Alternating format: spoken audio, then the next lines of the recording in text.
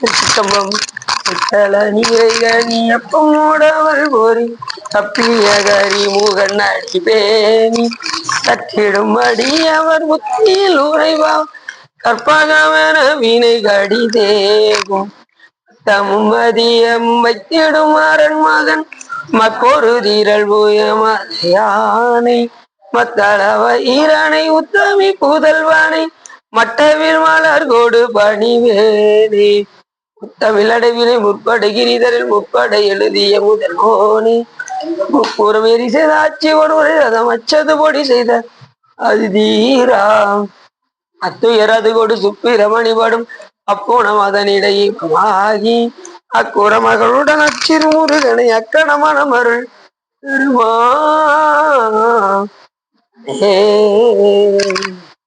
என்றாயும் எனக்கு அருள் தந்தையும் நீ சிந்தா குலமானவி ஈட்டனை ஆள் கந்தா கதிர்வேலவனே உமையாள் மைந்தா குமரா மறைநாயகரே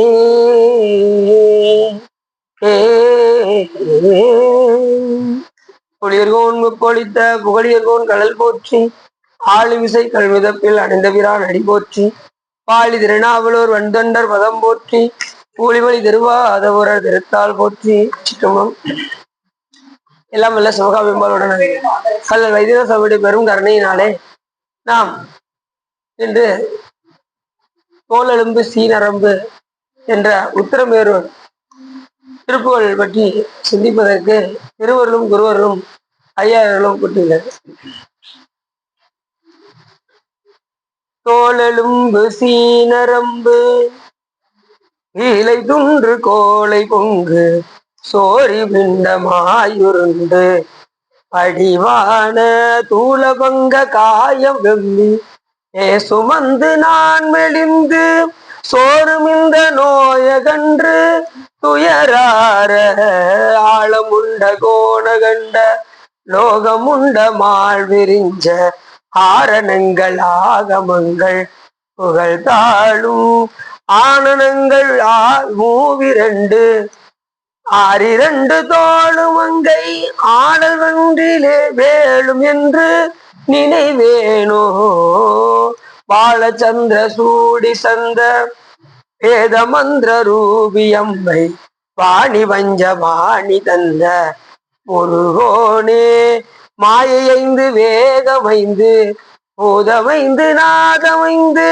வாழ்வெருஞ்சராசரங்கள் உறைவோனே வேலை அன்பு கூற வந்த ஏகதந்த யானை கண்டு வேடர் மங்கை ஓடி அஞ்ச அணைவோனே வீரமங்கை வாரி மங்கை பாயின் மங்கை மேவுகின்ற வேறு மங்கை ஆள வந்த பெருமாளே என்று மிக அற்புதமாக நமது அரைநாத பெருமான் பாடுகின்றார். மிக அற்புதமான பாட்டு. இது உத்திரமேரூர் என்ற தளத்தில் பாடப்பட்ட இந்த பாடல்.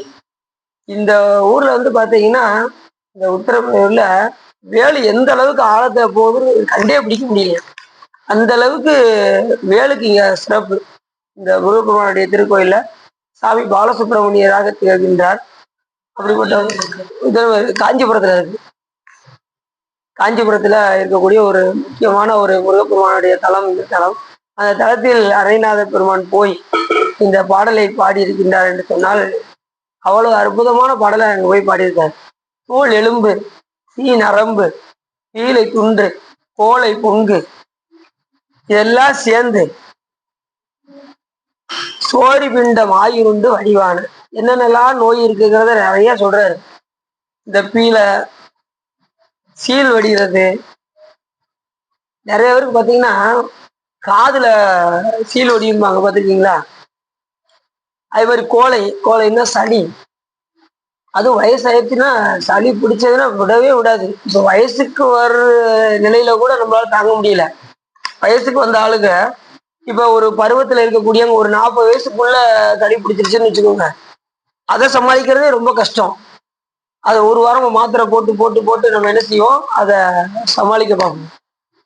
நீங்க மாத்திரை சாப்பிட்டாலும் மாத்திரை சாப்பிடனாலும் ஒரு வாரம் இருக்கும். ஜலதோஷம் பிடிச்சிருச்சுன்னு வச்சுக்கோங்க, சளி பிடிச்சிச்சுன்னா ஒரு வாரம் விடாது. சில இதுலலாம் பார்த்தீங்கன்னா ஒரு வாரம்பாங்க. ஒரு வாரம்னாலும் 7 நாள்னாலும் ஒண்ணுதான். நீங்க கடையில நீங்க போய் மாத்திரை கேட்க போனீங்கன்னா ஒரு வாரத்துக்குள்ள சரியாயிருங்க அப்படிம்பாங்க. சில பேர் 7 நாளுக்குள்ள சரியாயிருப்பாங்க. ரெண்டுமே ஒண்ணுதான். 7 நாளும் ஒரு வாரம் ஒண்ணு. நீங்க மாத்திரை சாப்பிட்டாலும் சாப்பிட்றதுனாலும் ஒரு வாரம் இருக்கும். ஆனா என்ன, அதுக்குள்ள சரியாகணும் அப்படின்னா நமக்கு இயற்கை வித்தியங்கள்லாம் நிறைய இருக்கு. நல்லா சுக்கு காப்பி எடுத்து நல்லா சாப்பிட்டுட்டே இருந்தோம்னா, டீயை மட்டும் அந்த நேரம் தொடாம பாலை மட்டும் கொஞ்சம் சேர்க்காம இருந்தோம்னா அந்த நோயில இருந்து தப்பிச்சிடலாம். சளி பிடிக்காம இருக்கணும்னா பாலை ஒரு 2 நாள் கட் பண்ணணும். பால் சாப்பிடாம இருந்தோம்னா வெறும் இதை மட்டும் சாப்பிடணும். சரியா கேசா உங்களுக்கு? அதான் தானே சாப்பிட்டீங்க, அந்த 5 ரூபா பாக்கெட்டு தானே, அதை நல்லா ஃபுல்லா போட்டுருங்க. அப்படி இந்த சளிலாம் அதுவும் பார்த்தீங்கன்னா வயசான காலத்துல வந்துருச்சுன்னு வச்சுக்கோங்க. இப்ப இளமையில தப்பிச்சிடலாம்னு வச்சுக்கோங்க. வயசான காலத்துல சளி பிடிச்சுன்னு வச்சுக்கோங்க, விடவே விடாது. அத கருவடைந்து பத்துட்டதிங்கள் வயதிருந்து முத்தி பதிந்து, அந்த வயதுல பாடுவாரு, இது மூக்குக்குள் சளி இலையோடும் வருவார். வயசாயிடுச்சுன்னா ரொம்ப தாங்க முடியாத அளவுக்கு இருக்கும். வயசானவங்க ரொம்ப கஷ்டப்படுவாங்க. சளி பிடிச்சிருச்சுன்னா ரொம்ப சிரமப்படுவாங்க. ஆஸ்பத்திரிக்கும் வீட்டுக்கும் நடையா நடப்பாங்க. அப்படிலாம் நோயெல்லாம் வரும். அது மூச்சு விடுறதுக்கு ரொம்ப சிரமப்பட்டு என்ன செய்வாங்கன்னா அந்த ஆக்சிஜனை செலுத்துவாங்க. பாத்துருக்கீங்களா? எடுத்துங்க சார். அதுக்கு தெரியுதோ? ஒருவர் வந்து என்ன பண்ணாரு, அவரை மூச்சு திணறலுக்கு அவரை கொண்டு போய் ஆஸ்பத்திரியில கொண்டு போய் சேர்த்தாங்க. அப்படி ஆஸ்பத்திரியில சேர்த்ததும் அவர் ஒரு வாரம் பெட்ல இருந்தாரு. அவருக்கு மூச்சு சுவாசம் எல்லாம் கொடுத்தாங்க, ஆக்சிஜன் கொடுத்தாங்க. கொடுத்து முடிச்சுட்டு எல்லாம் கிளம்பி போன நேரத்துல அவருக்கு பெரிய ஒரு பில்லை ஒண்ணு கையில வந்து கொண்டு வந்து கொடுத்தாங்க. என்ன கொடுத்தாங்க? பில்லு. ஐயா 5,20,030 ரூபா நீங்க தர வேண்டியிருக்கு அப்படின்னதும் அவர் ஓட அழுதாராம். என்ன சார் ரொம்ப அமௌண்ட் நினைச்சு அழுகிறீங்களா அப்படின்னாராம் டாக்டர். நான் அதை நினைச்சு அழகல. இந்த 5 லட்சம்ங்கிறது எனக்கு பெருசு கிடையாது. இந்த ஒரு வாரம் எனக்கு சுவாசம் ஏத்துறதுக்கு நீங்க எவ்வளவு ஆகிருக்கீங்க? 5 லட்சம் ரூபாய் பில்லு போட்டிருக்கீங்க. எனக்கு காலம் முழுவதும் இறைவன் எனக்கு எவ்வளவு சுவாசத்தை கொடுக்குறாரு, நான் அவனுக்கு எவ்வளவு செய்யணும் அப்படின்னா சாமிக்கு நம்ம எவ்வளவு கடன் பட்டிருக்கணும் யோசிச்சு பாருங்க. எவ்வளவு நம்ம நல்ல மூச்சு சுவாசம் விடுறோம், எவ்வளவு காத்த நம்ம வாங்குறோம் வெளியில. சாமி இயற்கையாவே நம்ம கொடுக்குறாரு, எவ்வளவு ஃப்ரீயா கொடுக்குறாரு நமக்கு யோசிச்சு பாருங்க. நாம அந்த ஹாஸ்பிட்டல்ல போய் ஆக்சிடென்ட் என்ன பில்ல போட்டுறாங்க. கட்டுங்க 5 லட்சத்தை கட்டுங்க, 10 லட்சத்தை கட்டுங்க அப்படின்னு சொல்லி இதுல பெட்டு வாடகை வேற தனியா. ஆனா நமக்கு சாமி நல்லா இந்த இயற்கை சூழல்ல நல்லா மூச்சை சுவாசம் பண்றதுக்கு வெளியில காத்து அழகா ஏற்பட்ட கருணை உடையவர் இறைவன். அப்படிப்பட்ட பெருமானை நம்ம என்ன செய்யக்கூடாது, துளியளவு கூட நம்ம மறக்கக்கூடாது. நம்ம ஒவ்வொரு நிலையிலையும் திணைத்தொடர்ந்து மறந்து உய்வனும் என்று அப்பசாமிகள் கூறுவதற்கு திணைப்பொழுது கூட சாமியை மறக்கக்கூடாது. அந்த அளவுக்கு சாமி நம்ம மேல கருணை வைக்கிறேன். இந்த உயிர்கள் எப்படியாவது நிலையை அடைய வேண்டும் என்பதற்காக ஒவ்வொரு நிலையிலும் நம்ம கூடயே இருந்து, வெளியில எங்கேயும் போகல, சாமி நம்ம கூடயே தான் இருக்காரு. ஒன்றாய் உடனாய் வேறாய். அத சொல்றாரு, முக்குணமாய் 4 வேதமாய் 5பூதமாய் 6 சுவையாய் 7 இசையாய் 8 திசையாய் ஈராய் முதல் ஒன்றாய் 2 பெண் 4 குணம் 3ஆய் 6ஆம் வரை 4ஆய் ஒரு பூதம் அவை 5ஆய் 6 சுவை 7 செய்யோ 8 திசை தானாய் வேறாய் உடன் ஆனாயிடம் வீண் விளையிலேயே என்று ஞானசம்பந்தர் மிக அற்புதமாக சொல்றேன். அப்படி நம்ம கூடயே இருந்து பஞ்சபூதங்களாகவும் சாமி இருக்காரு. அப்படி இல்லைன்னாலும் நம்ம என்ன செய்ய முடியாது, நம்ம நுகர முடியாது. 4 வேதமா இருக்காரு, அப்புறம் 5 பூதமா இருக்காரு, அறுசுவை உணவாக இருக்கிறாரு. சுவையில வந்து இறைவன் இல்லைன்னு வச்சுக்கோங்க, நம்ம எதையுமே சுவைச்சு சாப்பிட முடியாது. அந்த சுவையாவே இறைவன் இருக்காரு. இப்ப மாம்பழத்தை எடுத்து நீங்க சாப்பிடுறீங்கன்னா அந்த மாம்பழத்தினுடைய சுவையா இறைவன் இருக்காரு. இல்லைன்னா நம்ம அதை சுவைச்சு சாப்பிட முடியாது. அதான் நன்று கண்டாய் அது நமச்சிவாயக்கினி, தின்று கண்டாய் அது தித்திக்குமாறு அப்படிம்பாரு திருமூலர். நன்று கண்டேன் அது நமச்சிவாயக்கனி, அதை தின்று கண்டால் தித்திக்கும். அதே போல இந்த பழத்தில் இரதமாய் போலுள்ளன் எம்மிரை அப்படின்னு கூட யார் சொல்றார்? திருமூலர் சொல்றார். பழத்தில் இரதமாக அதனுடைய சுவையாக இறைவன் உள்ளே இருக்கின்றார். இல்லைன்னா நம்ம எந்த பொருளையும் நாம சுவை அனுபவிக்க முடியாது என்ற காரணத்தினால் இந்த உயிர்களுக்கு எந்தெந்த தேவையோ அத்தனையும் சாமி நமக்கு கொடுத்துக்கிட்டே தான் இருக்காரு. அவர் சுவையா இருக்காரு, 7 இசையாக இருக்காரு. மேலே வெளியில இசை வருவதற்காக அந்த கருவிகளாக இருக்கின்றார். கருவிகள் இருப்பது பெருசு கிடையாது, அதுல வந்து இசை வரணும், அது ரொம்ப முக்கியம். இப்ப வீணை இருக்கு அப்படின்னா அந்த இது நரம்பு இதுன்னா அந்த நரம்பு இழுத்தா இசை வரணும்ல. அது ஜட பொருள், அதுக்கு ஒரு அறிவு கிடையாது. அறிவற்ற பொருள் இருந்து ஒரு ஒரு உருவாக்கம் வரணும்ல, அந்த இசை வரணும்ல. அது யாரால முடியும்னா இறைவன் ஒருவரால தான் முடியும், நம்ம மனிதர்களால முடியாது. அப்படி 7 இசையாகவும் இறைவன் இருந்து செயல்படவில்லை என்றால் நமக்கு ஒன்றையும் நாம அனுபவிக்க முடியாது. அப்படி சாமி ஒவ்வொன்றையும் இந்த இயற்கை பார்த்தீங்கன்னா எல்லாம் இயற்கை. சிலவர் பார்த்தீங்கன்னா இயற்கையே கடவுள் அப்படிங்கிறாங்க. இயற்கை கடவுளாக முடியுமா? அறிவற்ற பொருள் எப்படி கடவுளாக முடியும்? இயற்கையே கடவுள். வானம், காற்று, மலை, இதுவே கடவுள் அப்படிங்கிறாங்க. இயற்கை கடவுள் அப்படிலாம் கிடையாது. பேரறிவுடையவன் இறைவன். அவனின்றி எந்த ஒரு பொருளும் வசையாது. எந்த ஜட பொருள் முதற்கொண்டு இயங்க. அதாவது இயலாதனவெல்லாம் இயல்பிப்பானாய் எழுந்துடராய அடிகள் என்றவாறே அப்படின்னு அப்போஸ்தலன் பாடுறாரு. அப்படி அறிவுடைய பொருள், அறிவற்ற பொருள் அத்தனையும் இயக்கக்கூடிய ஒரே சாமியார்னா சிவபெருமான் இருக்காங்க. அப்படி அந்த பாட்டை சொல்லும் போது தோல் எலும்பு நோய் நாள் ஆக ஆக ஆக எலும்பு என்ன ஆயிரும்? தேய ஆரம்பிச்சிடும். நீ 100 வயசு வரைக்கும் வாழ்ந்ததுன்னா நம்ம ஒவ்வொரு நாளும் நாம இயங்க இயங்க இயங்க இயங்க ஒரு பொருளை இயக்குனா அது தேயுமா தேயாதா? கண்டிப்பா தேயும். இப்ப மிஷினை நம்ம இயக்குறோம், நாளாக ஆக என்ன ஆயிருது? அது தேய ஆரம்பிச்சிடும். அப்புறம் நீங்க புதுசா என்ன செய்யணும்? அதை வாங்கி போடணும். சரி, அது இயக்காம விட்டாலும் என்ன ஆயிரும்? அதுவும் தேஞ்சிடும். அதுவும் சிரமம், ஒரு இதுக்கும் ஆகாம போயிடும். அப்ப இயக்க இயக்க இயக்க இயக்க எப்படி தேய்கின்றதோ அது போல எலும்பு, தோல், எலும்பு எல்லாம் என்ன ஆயிரும்? ஒரு காலத்துல தேய ஆரம்பிச்சிடும். தோல் வந்து பாத்தீங்கன்னா வயசு ஆக ஆக ஆக ஆக தோல் சில பேருக்கு அப்படி தொங்க ஆரம்பிச்சிடும், பாத்திருக்கீங்களா? என்ன அது மாதிரி எலும்பு தேஞ்சு என்ன ஆயிரும்? முட்டு வலி, எல்லா வலியும் வர ஆரம்பிச்சிடும். முட்டு வலி வந்துச்சுன்னு வச்சுக்கோங்க, எத்தனை பேர் தாங்க முடியாம இப்ப யாத்திரைக்கெல்லாம் கூட்டு போகும்போது ஆளாளுக்கு என்ன செஞ்சாங்க? மூட்டு வலின்னு அப்படியே உட்காந்துடுறாங்க. என்ன காரணம்னா அந்த வலியை தாங்க முடியாது. வயசாக ஆக எல்லா எலும்போடும் தேய ஆரம்பிச்சிடும். எலும்பு தேயாம இருக்கிறதுக்கு என்ன செய்யணும்னா இறைவனுக்கு பணி செய்தால் அந்த மாதிரி நோய்கள்லாம் நமக்கு வராது. ஆழ்ந்து நாம உழவார பணி செய்தால் நமக்கு முட்டு வலி, எந்த ஒரு வலியும் நமக்கு வந்து சேராது. இறைவனை புகழ்ந்து திருப்பணிகள் செய்தால் நமக்கு நோய் நொடிகள் வராது. புகழ்மின் சொலுமின் பூப்புனை மின் புயங்கண்டாலையை பொந்தி வைத்திட்டு இகழ்மின் எல்லா அல்லலையும் இனி ஒரு இடையூறு வந்து அடையாமல் அடைவோம் போய் நாம் சிவபுரத்தில் அங்க அணியார் கதவது அடையாமல் நிகழும் அடியார் முன் சென்று நாம் நெஞ்சமுருகி நிற்போமே அப்படிங்கிறாரு மாணிக்கவாசகர். அப்படி எல்லா நோயும் என்ன செய்யும்? வரத்தான் செய்யும். அந்த நோயிலிருந்து நாம் தப்ப வேண்டும் என்றால் இறைவனை வழிபாடு செய்து கொண்டே இருக்க வேண்டும். எப்போ வரைக்கும் அப்படின்னா இறக்கும் வரைக்கும் செய்யணும். இதுக்கு வந்து இதே கிடையாது, எல்லையே கிடையாது. எத்தனை பெரிய அதுலயும் சொன்னாரு அப்போ சாமியில 7 பிறப்பும் காட்சி செய்கின்றேன்னு. சாமி எனக்கு 7 பிறவிலையும் போடு, எத்தனை பிறவிலும் போடு, அத்தனை பிறகு நான் என்ன செய்யணும்? உனக்கு தொண்டு செஞ்சுக்கிட்டு இருக்கணும் அப்படின்னா 7 பிறப்பும் காட்சி செய்கின்றேன். துடைக்கணும் போகேன் தொழுது வணங்கி தூணீர் அணிந்து உன் அடைக்கலம் கண்டாய் அணிகொள்தில்லை சிற்றம்பலத்தரணினார். 7 பிறப்பு என்னதுன்னா நீரில் வாழ்வன, நிலத்தில் வாழ்வன, தாவரங்கள், விலங்குகள், பறவைகள், மனிதர்கள், தேவர்கள், இப்படி 7 பிறகுல எதுல போட்டாலும் அப்பயும் நான் பெருமானே நான் என்ன செய்ய வேண்டும் என்றால் உனக்கு நான் பணி செய்து கொண்டே இருக்க வேண்டும். மீனா போட்டாலும் சரி, அங்கேயும் நான் என்ன செய்யணும்? உன்னை நினைச்சிட்டு நான் பணி செய்யணும். எத்தனை விலங்குகள் சிவபூஜை செஞ்சு மேன்மை அடைஞ்சிருக்கு. அப்படி விலங்கா பிறக்க வச்சாலும் அங்கேயும் சிவபூஜை செய்து நான் உயிர்ப்படைவதற்கான வாய்ப்பை வழங்க வேண்டும் என்று அப்பசாமிகளும் சொல்றாரு. 7 பிறப்பும் உமக்கு ஆட்சி என்று என்னை நீ தொடர்ச்சி ஒதுக்கினாலும் பெருமானே நான் உன்னுடைய திருவடியை விடமாட்டேன் என்று அப்பசாமிகள் நிறைய பாட்டுல பாடியிருக்க. தோலெலும்பு சி நரம்புனால ஏற்படக்கூடிய நோய், நரம்பு சம்பந்தப்பட்டதுக்கு அதுக்கு ஒரு டாக்டர் போறாங்க, எலும்பு சம்பந்தப்பட்டதுக்கு ஒரு டாக்டர் போறாங்க, தோல் சம்பந்தப்பட்டதுக்கு ஒரு டாக்டர் போறாங்க, காது மூக்கு தொண்டைக்கு எல்லாத்துக்கும் செக்ஷன் மாதிரி வச்சிருக்காங்க. இப்படி ஒவ்வொரு நிலைக்கும் ஒரு டாக்டர். சில பேர் பொது மருத்துவம்னு சொல்லி எல்லாம் பாக்குறாங்க.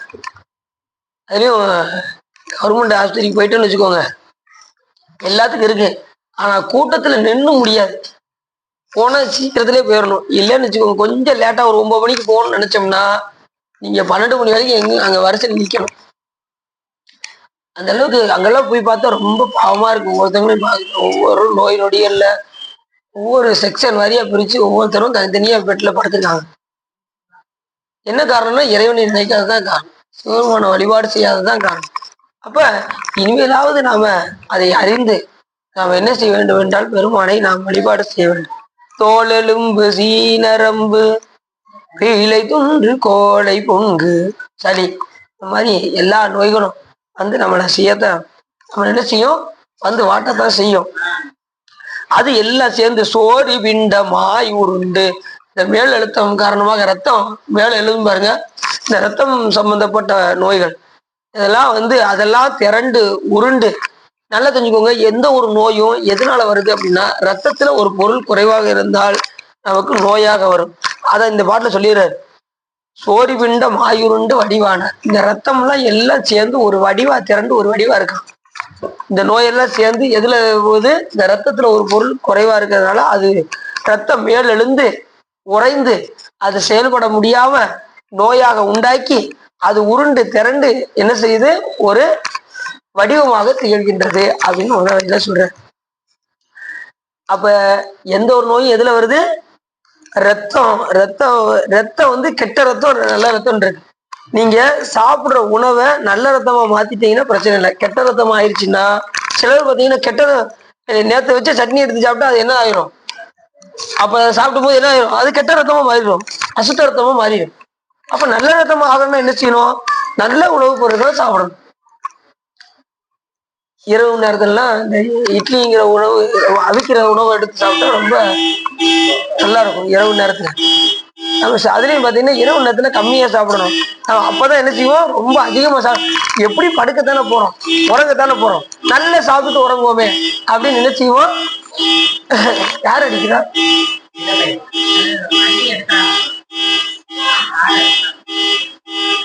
அப்ப இரவு நேரத்துல எதை எதை சாப்பிட வேண்டும் என்கின்ற ஒரு நியதி இருக்கின்றது, அதை மட்டுமே சாப்பிடணும். சிலர் பாத்தீங்கன்னா இரவு ஆயிடுச்சுன்னா நல்ல புரோட்டாவை நல்லா சாப்பிடுறேன், நல்லா நிறைய சாப்பிடும். எப்படி போய் உறங்கத்தானே போறோம், நல்ல புரோட்டாவை சாப்பிட்டுட்டு போய் சாப்பிட்டு உறங்கிடுவாங்க. ஆனா ஒரு வாரத்துல பாத்தீங்கன்னா அவங்களுக்கு ஏதாவது ஒரு உடம்புல ஏதாவது ஒண்ணு பண்ணும். இரவு நேரத்துல எந்த உணவை சாப்பிட வேண்டும் என்கின்ற நியதி இருக்கின்றது, அதுக்கு தகுந்த இட்லி தோசை இந்த மாதிரி அந்த மாதிரி உணவை தான் இரவு எடுத்துக்கலாம். ரெண்டாவது உணவு வந்து கம்மியா சாப்பிடணும். மதியம் அதான் சொல்லுவாங்கல்ல, மதிய நேரத்துல ராஜாவா சாப்பிடணும் அப்படிவாங்க, பார்த்திருக்கீங்களா? இரவானா ரொம்ப கம்மியா அப்படி.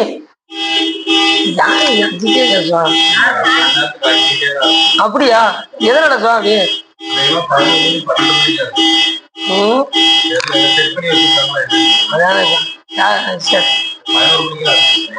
பாருங்க, யாரையும் உறங்க விடாம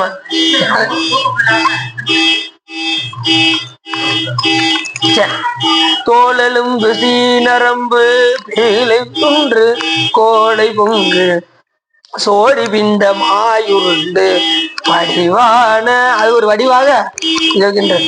அப்ப நாம எதை சாப்பிட வேண்டுமோ அதை நாம் சாப்பிட வேண்டும். இல்லைன்னா நரம்பு நோய் தோல் நோய் எல்லா நோயும் வரத்தான் செய்யும். எத்தனையோ பேருக்கு தோல் வியாதி பார்த்திருக்கீங்களா? அந்த வெள்ளை வெள்ளையா இருக்கும் பார்த்திருக்கீங்களா? இந்த மாதிரி வியாதிகள்லாம் வந்துச்சுன்னா ரொம்ப சிரமமா இருக்கும். ஒருத்தவங்களும் பார்க்க முடியாது, தோல்ல புண்ணா இருக்கும். அடிக்கடி நாங்க எல்லாம் ஒரு கோயிலுக்கு போனோம். இந்த கோயில்ல பாத்தீங்கன்னா அந்த கோயில்ல பாத்தீங்கன்னா அந்த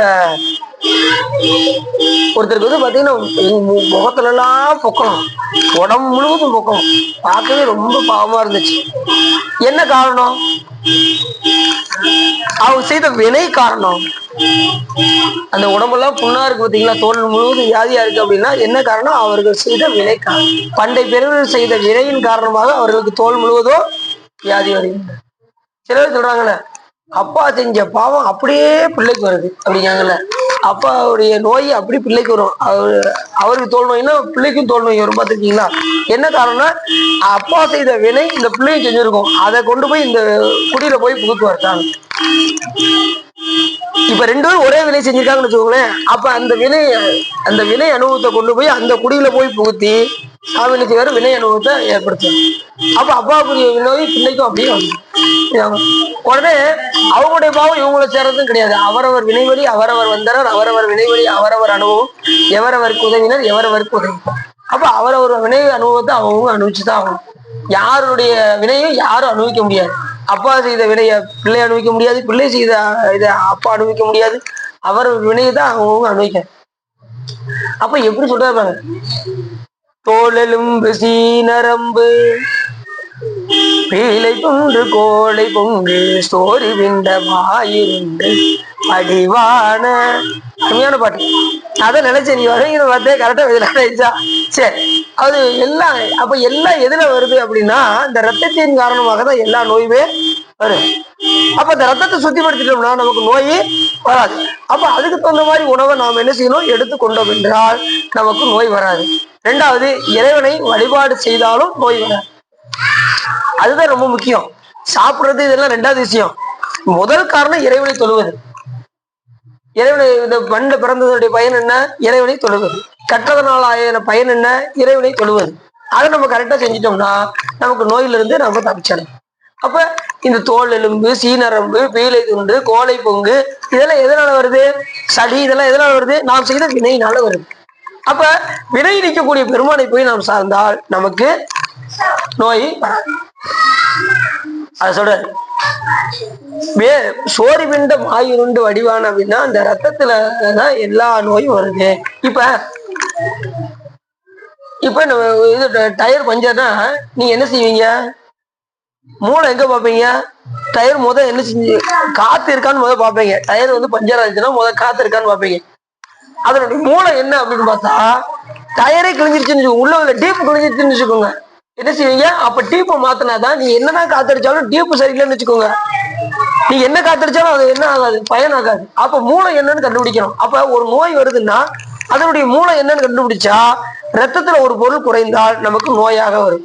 அப்ப ரத்தத்தை சுத்திப்படுத்தியாச்சுன்னா எந்த நோயும் வராது. அப்ப ரத்தத்தை சுத்திப்படுத்துறதுக்கு நாம என்ன செய்யணும், சுத்தமான உணவுகளை சாப்பிடணும். ரெண்டாவது, இறைவனை துணை கொண்டு நாம நல்ல ஒரு ஆரோக்கியமான உணவை நாம் உண்ண வேண்டும். அதோட அப்படிப்பட்ட இதெல்லாம் திரண்டு நமக்கு ஒரு வடிவாக திகழும். அது ரத்தம்னா கெட்ட ரத்தம்னா சேர்ந்து நமக்கு நோயாக வரும். அப்படி வர்ற நேரத்துல தூளபங்க காய வம்பி, இந்த உடம்பு எப்படி இருக்கு, ஒரே நோய்வாய்ப்பட்டே இருக்கு. முதல் வரியிலே சொல்லிடுறாரு, இந்த உடம்பு இங்க வந்துருச்சுனாலே நோய்வாய்ப்பட்டு தான் இறக்கும். ஒவ்வொரு நொடியிலையும் நம்ம ஒவ்வொரு நிலையிலையும் நாம இங்க வந்துட்டோம் அப்படின்னா இன்பம் துன்பம் மாறி மாறி மாறி மாறி வந்து கொண்டே தான் இருக்கும். அப்ப நாம என்ன செய்ய வேண்டும் என்றால் இந்த உடம்பு நமக்கு எப்படி இருக்கு அப்படின்னா இறைவனை தொழுவதற்கு இது பயன்பட்டாலும் கூட இந்த உடம்பு நமக்கு எப்படி இருக்குன்னா பாரமாக இருக்கின்றது. அத சொல்ற, தூளபங்க காயம் அம்பி சுமந்து நான் மெலிந்து, அது சொல்ற, சோறும் இந்த நோயகன்று உயரார. அடுத்த வரி அருமையான வரி. அடுத்த வரி தூளபங்கனா பருத்த உடல் அர்த்தம். இந்த உடம்பு எப்படி இருக்கு, நம்முடைய உடம்புடைய வெயிட் எவ்வளவு தெரியுமா உங்களுக்கு, உடம்புடைய வெயிட் அருகு நுனி படிநிலை. ஆரம்பத்தில் நம்மளுடைய வெயிட்டு அருகமுள்ள ஒரு பனி துளி பட்டுச்சுன்னு வச்சுக்கோங்க, முனையில எவ்வளவு இருக்கும், அது கண்ணு கூட தெரியாத அளவுக்கு அந்த இது இருக்கும். அதுதான் நம்ம பாடியோடைய வெயிட்டு. அது நாளாக ஆக ஆக நம்ம சாப்பிட்டு சாப்பிட்டு சாப்பிட்டு சாப்பிட்டு இந்த உடம்பு 60 கிலோ 70 கிலோ 80 கிலோ 100 150 போய்கிட்டு இருக்கு. இதெல்லாம் நம்மளுடைய பாடியுடைய வெயிட்டாக ஆகின்றது. அப்ப தூளபங்க காய வம்பிலே சுமந்து நான் மெலிந்து, அதை நான் என்ன செய்யறேன், இந்த தூளமாகிய இந்த உடலை, இந்த பருத்த உடலை நான் சுமந்து கொண்டு, வினை அனுபவமாக வந்த இந்த உடலை சுமந்து கொண்டு நான் மெலிந்து, பெருமானே நான் இப்பயாவது நான் என்ன செய்யணும், உன்னை வழிபாடு செஞ்சு நான் மேன்மை அடைய வேண்டுமே, நான் இப்படி இந்த பிறவி என்கின்ற அல்லலில் துன்பப்பட்டு நான் முழிக்கின்றேன் அப்படின்னு இந்த பாட்டை சொல்றாரு. சோறும் இந்த நோயகன்று துயரார. இது என்ன நோய், பிறவி என்கின்ற நோய். இது என்ன நோய், பிறவி என்கின்ற. எல்லாருக்கும் இருக்கக்கூடிய ஒரே நோய் அப்படின்னா பிறவி பிணின்னே சொல்லுவாங்க, நோயின்னு கூட சொல்ல மாட்டாங்க. பிறவி பிணி, பசி பிணி, பசிய பிணின்னு சொல்லுவாங்க. அதே போல நோயும் ஒரு பிணி. அப்ப இந்த நோயை தீர வேண்டும் என்றால் நாம் என்ன செய்ய வேண்டும், நோயகன்று துயராக. அந்த நோய் என்பது இந்த பிறவி என்கின்ற துயர் நீங்குவதற்கு பெருமானே நீ எப்படிப்பட்டவன் அப்படின்னா, ஆலமுண்ட கோலகண்ட லோகமுண்ட மால் விரிஞ்ச. அருமையான ஆலமுண்ட பெருமான் யாரு? உலகத்தை உண்ட பெருமான் யாரு? திருமால். திருமால் உலக ஆளிலை கருணாக வந்து உலகத்தை உண்டுவார் பார்த்திருக்கீங்களா? அவரை சொல்றாரு. அவங்கெல்லாம் வழிபாடு செய்யக்கூடிய பிரம்மா, திருமால், சாமி எல்லாருமே வந்து வழிபாடு செய்யக்கூடிய முருகா அப்படின்னு இந்த இடத்துல சொல்றாரு. அற்புதமா சொல்றாரு. அப்படி தூளபங்க காய வம்பிலே சுமந்து நான் இந்த இதுல என்ன செய்கிறேன், இதை சுமந்து கொண்டு இந்த பிறவியில் நான் என்ன செய்தேன், தத்தளித்துக் கொண்டிருக்கின்றேன். பிறவி என்கின்ற இந்த கடலில் நான் தத்தளித்துக் கொண்டிருக்கின்றேன். முருகா நீ என்ன செய்ய வேண்டும் என்றால், உன்னை வழிபாடு செய்யக்கூடியவங்க யாருன்னா பெரிய பெரிய ஆளுங்க. உன்னை இதை வழிபாடு பண்றவங்களா ஆலமுண்ட கோலகண்ட லோகமுண்ட மால் விரிஞ்ச ஆரணங்கள் ஆகமங்கள் புகழ்ந்தாலும் அவங்கெல்லாம் புகழக்கூடிய சாமி சிவபெருமானே புகழ்றாரு. முருகபெருமான சுப்பிரமணியா அப்படிங்கிறாரு. அப்படி மடியில வச்சு சாமி அறுமுகம் அப்படிங்கிறாரு. அப்பேற்பட்ட அவங்களெல்லாம் புகழக்கூடிய ரெண்டாவது உபதேசமே கேட்கிறாரு சிவபெருமான் முருகபெருமான்ட்ட. அவரு குருவாக சுவாமி நாதனாக முருகப்பெருமான் அங்கேயே விளங்குகின்றார். தகப்பன் சுவாமினே பேர் முருகப்பெருமானுக்கு. அப்படி தகப்பன் சுவாமியாக இருந்து உபதேசம் செய்த காரணத்தினால் அப்படி சிவபெருமானே போற்றக்கூடிய முருகா அப்படின்னு சொல்லி ஆழமுண்ட கோலகண்ட லோகமுண்ட மால் விரிஞ்ச ஆரணங்கள் வேதங்கள் ஆகமங்கள் சாமி அறியக்கூடிய வேத சிவாகமங்களே வந்து யார தொழுது? முருகப்பெருமானை தொழுகின்றது அப்படின்னு சொல்ற. ஆகமங்கள் சாமி ஆரம்பத்துல எத்தனை ஆகமங்கள் வைத்திருந்தார் என்று சொன்னா எண்ணில்லாத ஆகமங்கள், அது எண்ணவே முடியாத அளவுக்கு ஆகமங்களை சுவாமி அருளினார். அத்தனையும் இந்த உயிர்களுக்கு சொன்னா புரியாது அப்படிங்கிறதுக்காக அதை கொஞ்சம் குறைச்சாரு. எண்ணில் ஆகமும் இயம்பிய இறைவதாம் விரும்பும் உண்மையாவது பூசனையே என்று உரைத்தருள அன்னலாதமை அரிச்சனை புரிய ஆதரித்து அழைத்தால் பெண்ணின் நல்லவளோடும் பெருந்தவ கொழுந்துன்னு எண்ணில்லாத ஆகமங்களை சிவபெருமான் அருளினார். அப்புறம் 100 கோடி ஆகமங்கள் எல்லாம் கற்று உணர்ந்தும் பெருகுதவம் சித்தியெல்லாம் பெற்றும் ஒருவனால் வைத்தபடி இருக்க மாட்டாத மாந்தருக்கு சித்த சரணமாம் தினம் என்று அப்படி கொஞ்சம் குறைச்சார். 100 கோடி ஆகமம் அதையும் கொஞ்சம் சுருக்கி என்ன பண்ணாரு, இது 100 கோடி எல்லாம் இதெல்லாம் படிச்சுக்கிடாது, அதனால ஒரு 28 ஆகுவோம், இவங்களுக்கு சிம்பிளா ஒரு 28 ஆகமத்தை அருளிடும் அப்படின்னு சாமி என்ன பண்ணாரு, 28 ஆகமங்களை அருளினார். நீட்ட தெரியா 28 ஆகமும் அதையும் நம்ம என்ன செய்ய முடியல, அதையே நம்ம ரொம்ப திணறிதான் என்ன செய்யறாங்க, எல்லாருமே இந்த ஆகமங்களை படிக்கிறாங்க. இந்த இவங்க எல்லாம் படிச்சிருப்பாங்க, நம்ம ஐயர்கள்லாம் என்ன செய்வாங்க, கோயில பூஜை செய்யக்கூடிய அந்தணர்கள்லாம் அந்த 28 ஆகமங்களை கரைச்சு குடிச்சு வச்சிருப்பாங்க. ஆகமத்துல உள்ள அது மாதிரி ஒவ்வொரு திருக்கோயிலும் ஒவ்வொரு ஆகமத்தின் முறைப்படி இருக்கும். காமிக ஆகமோ பாதல் ஆகமோ அப்படிங்கிற முறைப்படி இருக்கும். அதுக்கு தகுந்த மாதிரிதான் அங்க இருக்கக்கூடிய மூர்த்தங்களும் அந்த அளவுக்கு இருக்கும். கிழக்கு பார்த்த சுவாமி என்ன ஆகமத்துல இருக்கணும், மேற்க பார்க்க இருக்கக்கூடிய சுவாமி எந்த ஆகமத்துல இருக்கணும், எந்த முறைப்படி எந்த ஆகமத்துல இருந்தா இந்த கோயில் இப்படி அமைக்கப்பட்டு இருக்கும் அப்படிங்கிற முறை தெரிந்துதான் என்ன செய்வாங்க, திருக்கோயிலை கட்டுவார்கள். இப்ப தமிழ்நாட்டுல இப்படி நீங்க வடநாட்டுக்கு போயிட்டீங்கன்னு வச்சுக்கோங்க, கணக்கே கிடையாது. நாங்க இப்ப எல்லாம் சீசன் மூலமா எல்லாம் ஆளாளுக்கு அபிஷேகம் பண்ணி எல்லாம் இது பூவெல்லாம் மறைச்சு சாமியை போய் தொட்டு பூசிச்சு நல்லா சாமி கும்பிட்டு நல்லா எல்லாருக்கும் ஒரு பெரிய வாய்ப்பு. சாமி நல்லா தொடக்கூடிய கருவறையில போய் சாமி தொடக்கூடிய ஒரு பெரும் வாய்ப்பு கிடைத்தது. நீ காட்சிக்கு போனா நீங்க சாமியை தொட்டு பூசிக்கலாம்.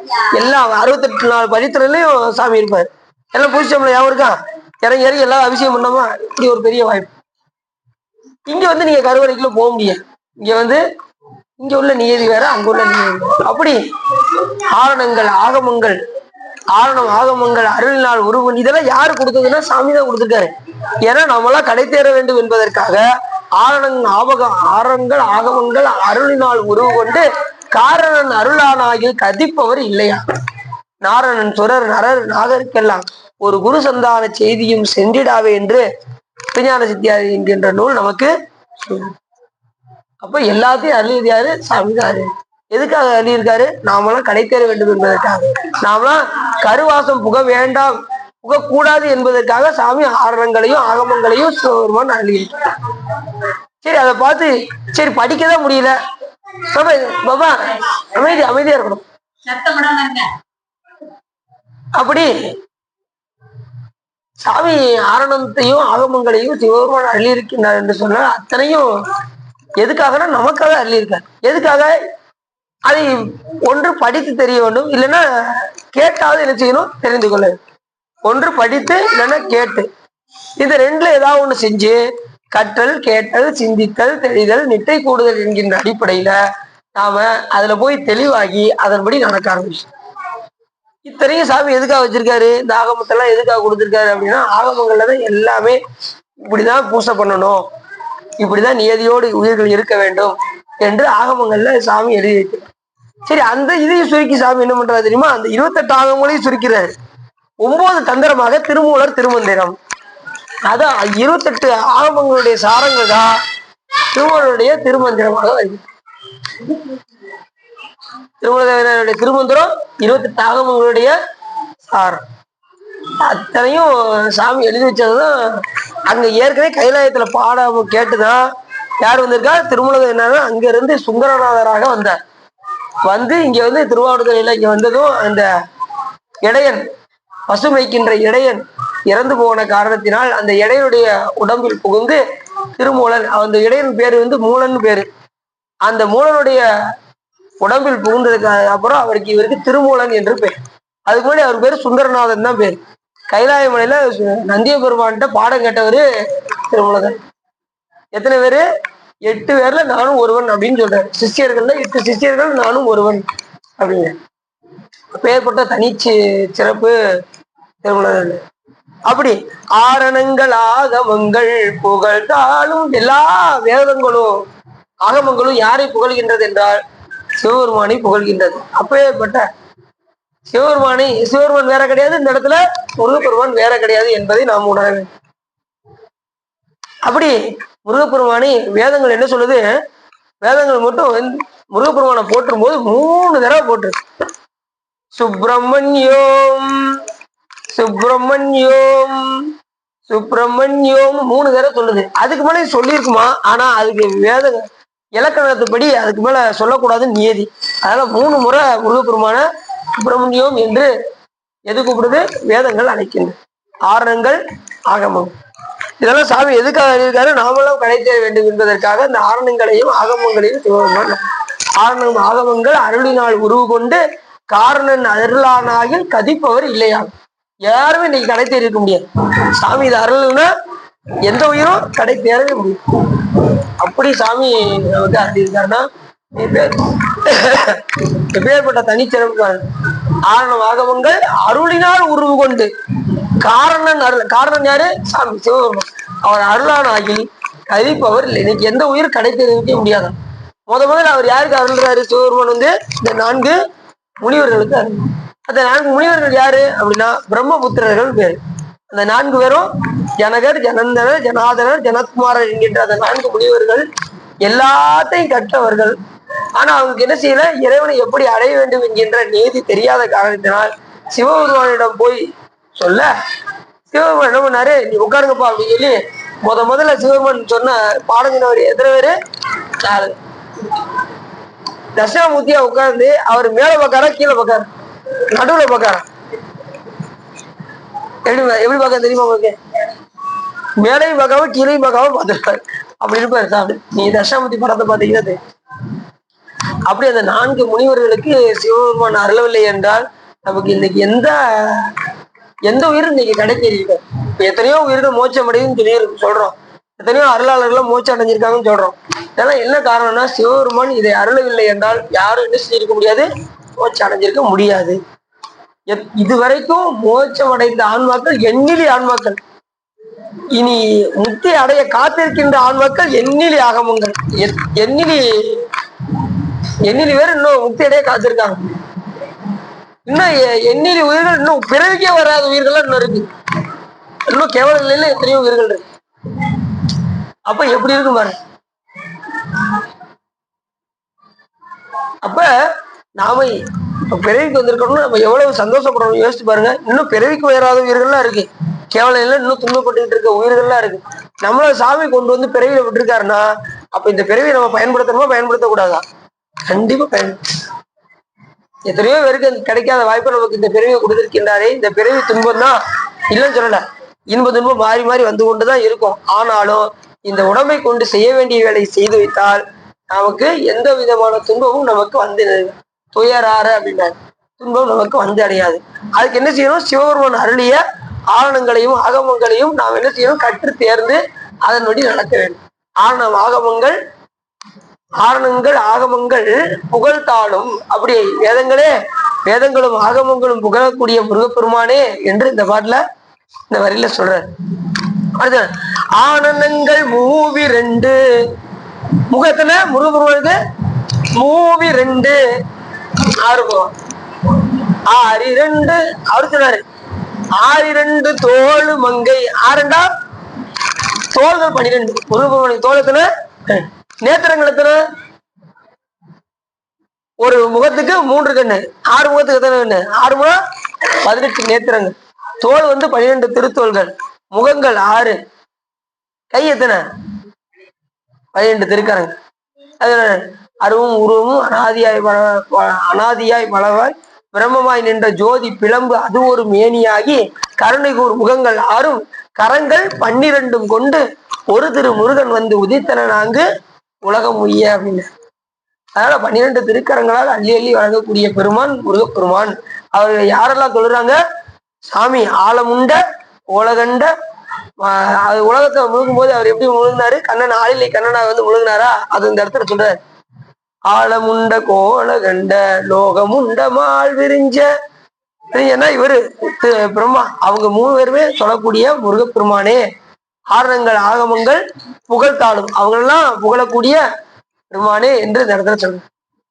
அடுத்த ஆனந்தங்கள் மூவி 2 ஆறிரண்டு தோளு மங்கை ஆடல் வென்றி வேலும் என்று நினைவேனோ அப்படின்னு அடுத்த வரல சொல்றாரு. இல்ல என்ன சொல்ல வர்றாரு அப்படின்னா, ஆனந்தங்கள் மூவி 2 6 திருமுகங்களையும் 12 திருத்தோள்களையும் உடைய பெருமானே, ஆடல் வென்றி வேலும் என்று இந்த 6 முகத்தையும் 12 திருக்கரங்களையும் தோள்களையும் வேலையும் நான் நினைவேனோ என்று சொல்றேன். அதை நான் எப்ப பெருமானே நான் நினைக்க போறேன்? அதை நினைப்பு உங்களை எங்கேயோ பார்த்த மாதிரி இருந்துச்சு. கோயில் வச்சு பார்த்தோம், வைத்தியநாத கோயில் வச்சு. நேத்து இருந்தீங்க? நேத்து இல்லையா? சரி சரி. அப்ப இந்த இடத்துல என்ன சொல்றாரு? எல்லாரும் போற்றக்கூடிய முருகப்பெருமானே, உன்னை நான் எப்படி நினைக்க போறேன்? நீ உன்னுடைய திருமுகங்கள் 6 12 திருத்தோள்களை உடைய பெருமானே, உன்னுடைய வேலாயுதத்தையும் நான் என்ன செய்ய போறேன்? வேலு ஏன் இந்த பாட்டுல வேலை முக்கியமா சொல்றாரு அப்படின்னா, இந்த உத்தரமேரூர் என்கின்ற தளத்துல பாடின பாட்டு இந்த ஊர்ல முதல் சொன்ன பாத்தீங்களா? வேலு எந்த அளவுக்கு ஆழமா உள்ள போயிருக்குன்னு தெரியவே இல்லையா? தோண்டி பார்த்திருக்காங்க, உள்ள போய்கிட்டே இருந்திருக்கு வேலு. அப்ப எவ்வளவு சிறப்பு பாருங்க. இங்க இந்த ஊர்ல உத்தரமேரூர் எங்க இருக்கு? காஞ்சிபுரத்துக்கு பக்கத்துல இருக்கு. அப்படி இந்த வேலுக்கு அவ்வளவு சிறப்பு. வேலாயுதம் ரொம்ப முக்கியமான வேலுக்கு அவ்வளவு ஆற்றல். என் சொன்ன வேலையை அப்படி செஞ்சு முடிச்சுட்டு வந்து அவருக்கு முருகப்பெருமான் கையில வந்து நிற்கும். அதனால வேலாயுதத்துக்கு அவ்வளவு சிறப்பு. வேலை இல்லாம முருகப்பெருமான வழிபாடு பண்ணவே கூட. முருகா என்றது தரமும் அடியார் முடிவை இணைத்தால் அருள்வோனே அப்படிங்கிறாரு. அதான் முருகான்னு சொன்னாலே சாமி 2 திருவடியும் நம்ம தலைமையில. அதே மாதிரி முருகப்பெருமானை தியானிக்கும் போது வேலோட தான் தியானிக்கணும். அதனால வேலை நான் நினைவேன். அப்ப அந்த முகத்தையும் திருத்தோள்களையும் வேலையும் என்று நினைவேணும் அப்படிங்கிறார். அப்ப நாம நினைக்கும் போது வேலாயுதத்தோடு தான் சேர்ந்து முருகப்பெருமானை நினைக்க வேண்டும் என்று இந்த பாட்டுல நமக்கு நல்லா புரியுது. நான் அடி பல நூல்கள் எடுத்து பார்த்துட்டேன். அது என்ன சொல்லப்பட்டிருக்கு அப்படின்னா, அதுல வேலை இல்லாம வழிபாடு பண்ணக்கூடாது அப்படின்னு தான் சொல்லி. நீ வெறும் வேலை வச்சு கூட நீங்க வழிபாடு பண்ணிடலாம். முருகப்பெருமானே இல்லைன்னா கூட வெறும் வேலை வச்சு என்ன செய்யலாம்? வழிபாடு பண்ணலாம்னு சொல்லுது, நூல் சொல்லுது. ஆனா முருகப்பெருமானை வச்சா கையில இது நெஞ்சில என்ன இருக்கணும்? மார்புல வேலாயுதம் கண்டிப்பா இருக்கும். அது கையில வச்ச மாதிரி இருக்கக்கூடாது, மார்புல இருக்க மாதிரி இருக்கும். அதுதான் முக்கியம். அப்படின்னு முதல்ல கேட்கும்போது எல்லாரும் வலது கைனாங்க, இடது கைனாங்க, பின்னாடி இருக்குனாங்க. ஒவ்வொருத்தரும் ஒவ்வொரு மாதிரி சொன்னாங்க. ஆனா உண்மையில நெஞ்சில தாங்கி வைத்திருப்பார் முருகப்பெருமான். எப்பவுமே ஞானம் அவரிடம் தங்கியே இருக்கும். அதனால முருகப்பெருமானுக்கு ஞான பண்டிதன் என்று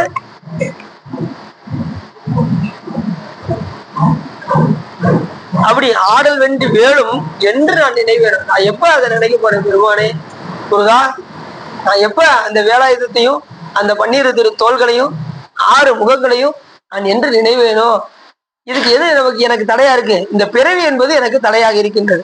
ஏன் இந்த பிறவி வந்துட்டா நோய் வந்துகிட்டே இருக்கு. தோலெலும்பு சீனரம்பு பீலதுன்று கோடை பொங்கு சோரிபிண்டம் ஆயுருண்டு வடிவான அப்படி வருது. இங்க வந்தாச்சுனாலே நோய் வந்துருது. ஏன் காரணமாக? வினையின் காரணமாக. எத்தனையோ பிறவி செய்த வினையின் காரணமாக நமக்கு நோய் வந்துகிட்டே இருக்கு. நல்லா தெரிஞ்சுக்கோங்க, நோய் என்பது இப்ப காய்ச்சலோ தலைவலியோ வருதுன்னு வச்சுக்கோங்க. நீங்க ஊசியை போடுறீங்க, ஊசி போட்டது சரியாயிருதா? அப்பாடா சரியாயிடுச்சுப்பா அப்படின்னு இருப்பீங்க. அது கொஞ்ச நாள் கழிச்சு மறுபடியும் வருமா வராதா? வரும். உங்களுக்கு ஊசியை போட்டு என்ன செஞ்சிருக்காங்க? அதை கண்ட்ரோல் தான் பண்ணிருக்காங்களே ஒழிய சுத்தமா அந்த நோயை என்ன செய்ய முடியல, நீக்க முடியாது. யார் கையில இருக்கு நோயை நீக்கக்கூடிய ஆற்றல்? இறைவன் கையில தான். சாமி முருகப்பெருமான் கையில தான் அந்த ஆற்றல் இருக்கின்றது. அந்த நோயை முற்றிலுமாக நீங்கணும்னா சாமி வழிபாடு செய்யாம அந்த நோய் போகவே போகாது. எத்தனை பிறவி எடுத்தாலும் அது தொண்டு தொட்டு வரும். நோயானது இந்த பிறவியில உள்ள நோய், இப்ப ஒருத்தங்களுக்கு கேன்சர் வருதுன்னு வச்சுக்கோங்க, இந்த பிறவியோட வராது, அடுத்த பிறவிலும் வருவதற்கான வாய்ப்பு இருக்கு.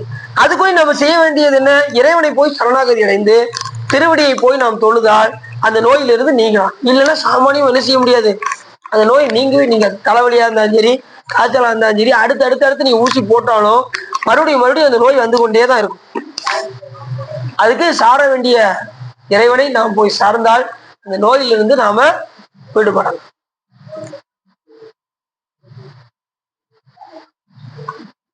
சினிமா நடிகர் ஒருத்தர், நல்லா தெரிஞ்சுக்கோங்க, சினிமா நடிகர் ஒருத்தருக்கு கேன்சர் வந்துருச்சு. அவங்க பேட்டியில சொல்லியிருக்காங்க. என்ன சொன்னாங்க அப்படின்னா, எனக்கு நோய் வந்தது. முதல்ல எந்த ஒரு நோய் வந்தாலும் பயப்படக்கூடாது, முதல்ல பயம் இருக்கக்கூடாது. நிறைய பேர் பார்த்தீங்கன்னா இந்த பயத்திலே நோய் அதிகரிக்க ஆரம்பிச்சிடும். பார்த்துருக்கீங்களா? ஏதாவது எனக்கு வைத்தவழியா அப்படின்ட்டாங்கன்னு வச்சுக்கோங்க, வயசுல கூட கொஞ்சம் அதிகரிக்க ஆரம்பிச்சு. எந்த ஒரு நோயும் நம்ம அதை நினைச்சு என்ன செய்யக்கூடாது, பயப்படக்கூடாது, தைரியமா இருக்கணும். அந்த நடிகர் பேட்டியில சொல்றாரு. என்ன சொல்றாரு அப்படின்னா, எனக்கு நோய் வந்தது, கேன்சர் வந்தது, நான் தைரியமா இருந்தேன். தைரியத்தை தான் இதுக்கு முதல் மருந்து எதுன்னா தைரியம். அதுக்கப்புறம் நீ அதை எப்படி எதிர்கொள்வது என்று அதுக்கப்புறம் நீங்க சிகிச்சை அளிச்சீங்கன்னா அந்த நோயில இருந்து தப்பிச்சிடலாம். அதிகரிக்காது, நோய் அதிகரிக்காம இருக்கும். பயம் மட்டும் இல்லாம இருக்கும். எந்த ஒரு நோய் வந்ததுன்னா பயம் இருக்கக்கூடாது. இப்ப வேற ஒண்ணும் இல்லை, சைக்கிள போறோம், நல்லா கவனமா கேட்கீங்களா? சைக்கிள போறோம், திடீர்னு கீழே விழுந்துடுறோம். விழுந்தது தர உரசி என்ன செஞ்சது, இப்படி உரசிருது. உரசுறது நல்லா தெரிஞ்சுக்கோங்க, ரத்தம் வராது. உரசுறதுமே காலில் உரைச்சிருச்சா அப்படிமோ உடனே உடனே ரத்தம் அப்படி உடைய ஆரம்பிச்சிடும். அது இருக்கீங்களா? அதை பார்த்ததுமே ரத்தம் நிறைய வடிய ஆரம்பிச்சிடும். உடனே அங்கே ஏதாவது தாள் இருக்கான்னு பார்த்து உடனே நினைச்சுவோம், அதை போய் இப்படி ஒட்டி, இல்லைன்னா பஞ்சு இருந்தா ஓட்டுவோம், இல்லைன்னா ஏதாவது அந்த நேரத்தில் உடனே ஆஸ்பத்திரிக்கு போய் மருந்து கட்டுவோம், ஏதாவது ஒண்ணு செய்வோம். என்ன காரணம்னா, ஒருவருக்கு நோய் வந்தால் பயத்தை மட்டும் நீக்கினா போதும். பயம் நீங்கணும். ரெண்டாவது இறைவனை துணை கொள்ளணும். அந்த நடிகர் சொல்றேன், நான் இறைவன் தான் எனக்கு முக்கிய காரணம், இறைவன் இல்லாம எனக்கு இந்த நோய் நீங்கி இருக்காது. ரெண்டாவது நான் பயத்தை நீக்கிறேன், அதனால எனக்கு இந்த நோய் சரியாகியது அப்படின்னு சொல்லியிருக்காங்க. புரியுதா உங்களுக்கு? இறைவனை துணை கொண்டு நாம் பயம் இல்லாமல் இருந்தால் எந்த ஒரு நோயிலிருந்து நாம் தப்பி விடலாம். கேன்சர் வந்தாலும் சரி, எந்த நோய் வந்தாலும் சரி, பயத்தை மட்டும் நீக்கணும். வந்த நோயோட ஓடி போயிடும். ரெண்டாவது இறைவனை துணை கொண்டே இருக்கணும். அதுதான் ரொம்ப முக்கியம். நோயை நீக்கக்கூடிய ஆற்றல் யார்கிட்ட இருக்கு? சாமி கிட்டதான். அதனால எதை நினைச்சு நீங்க கவலைப்படணும். அப்படி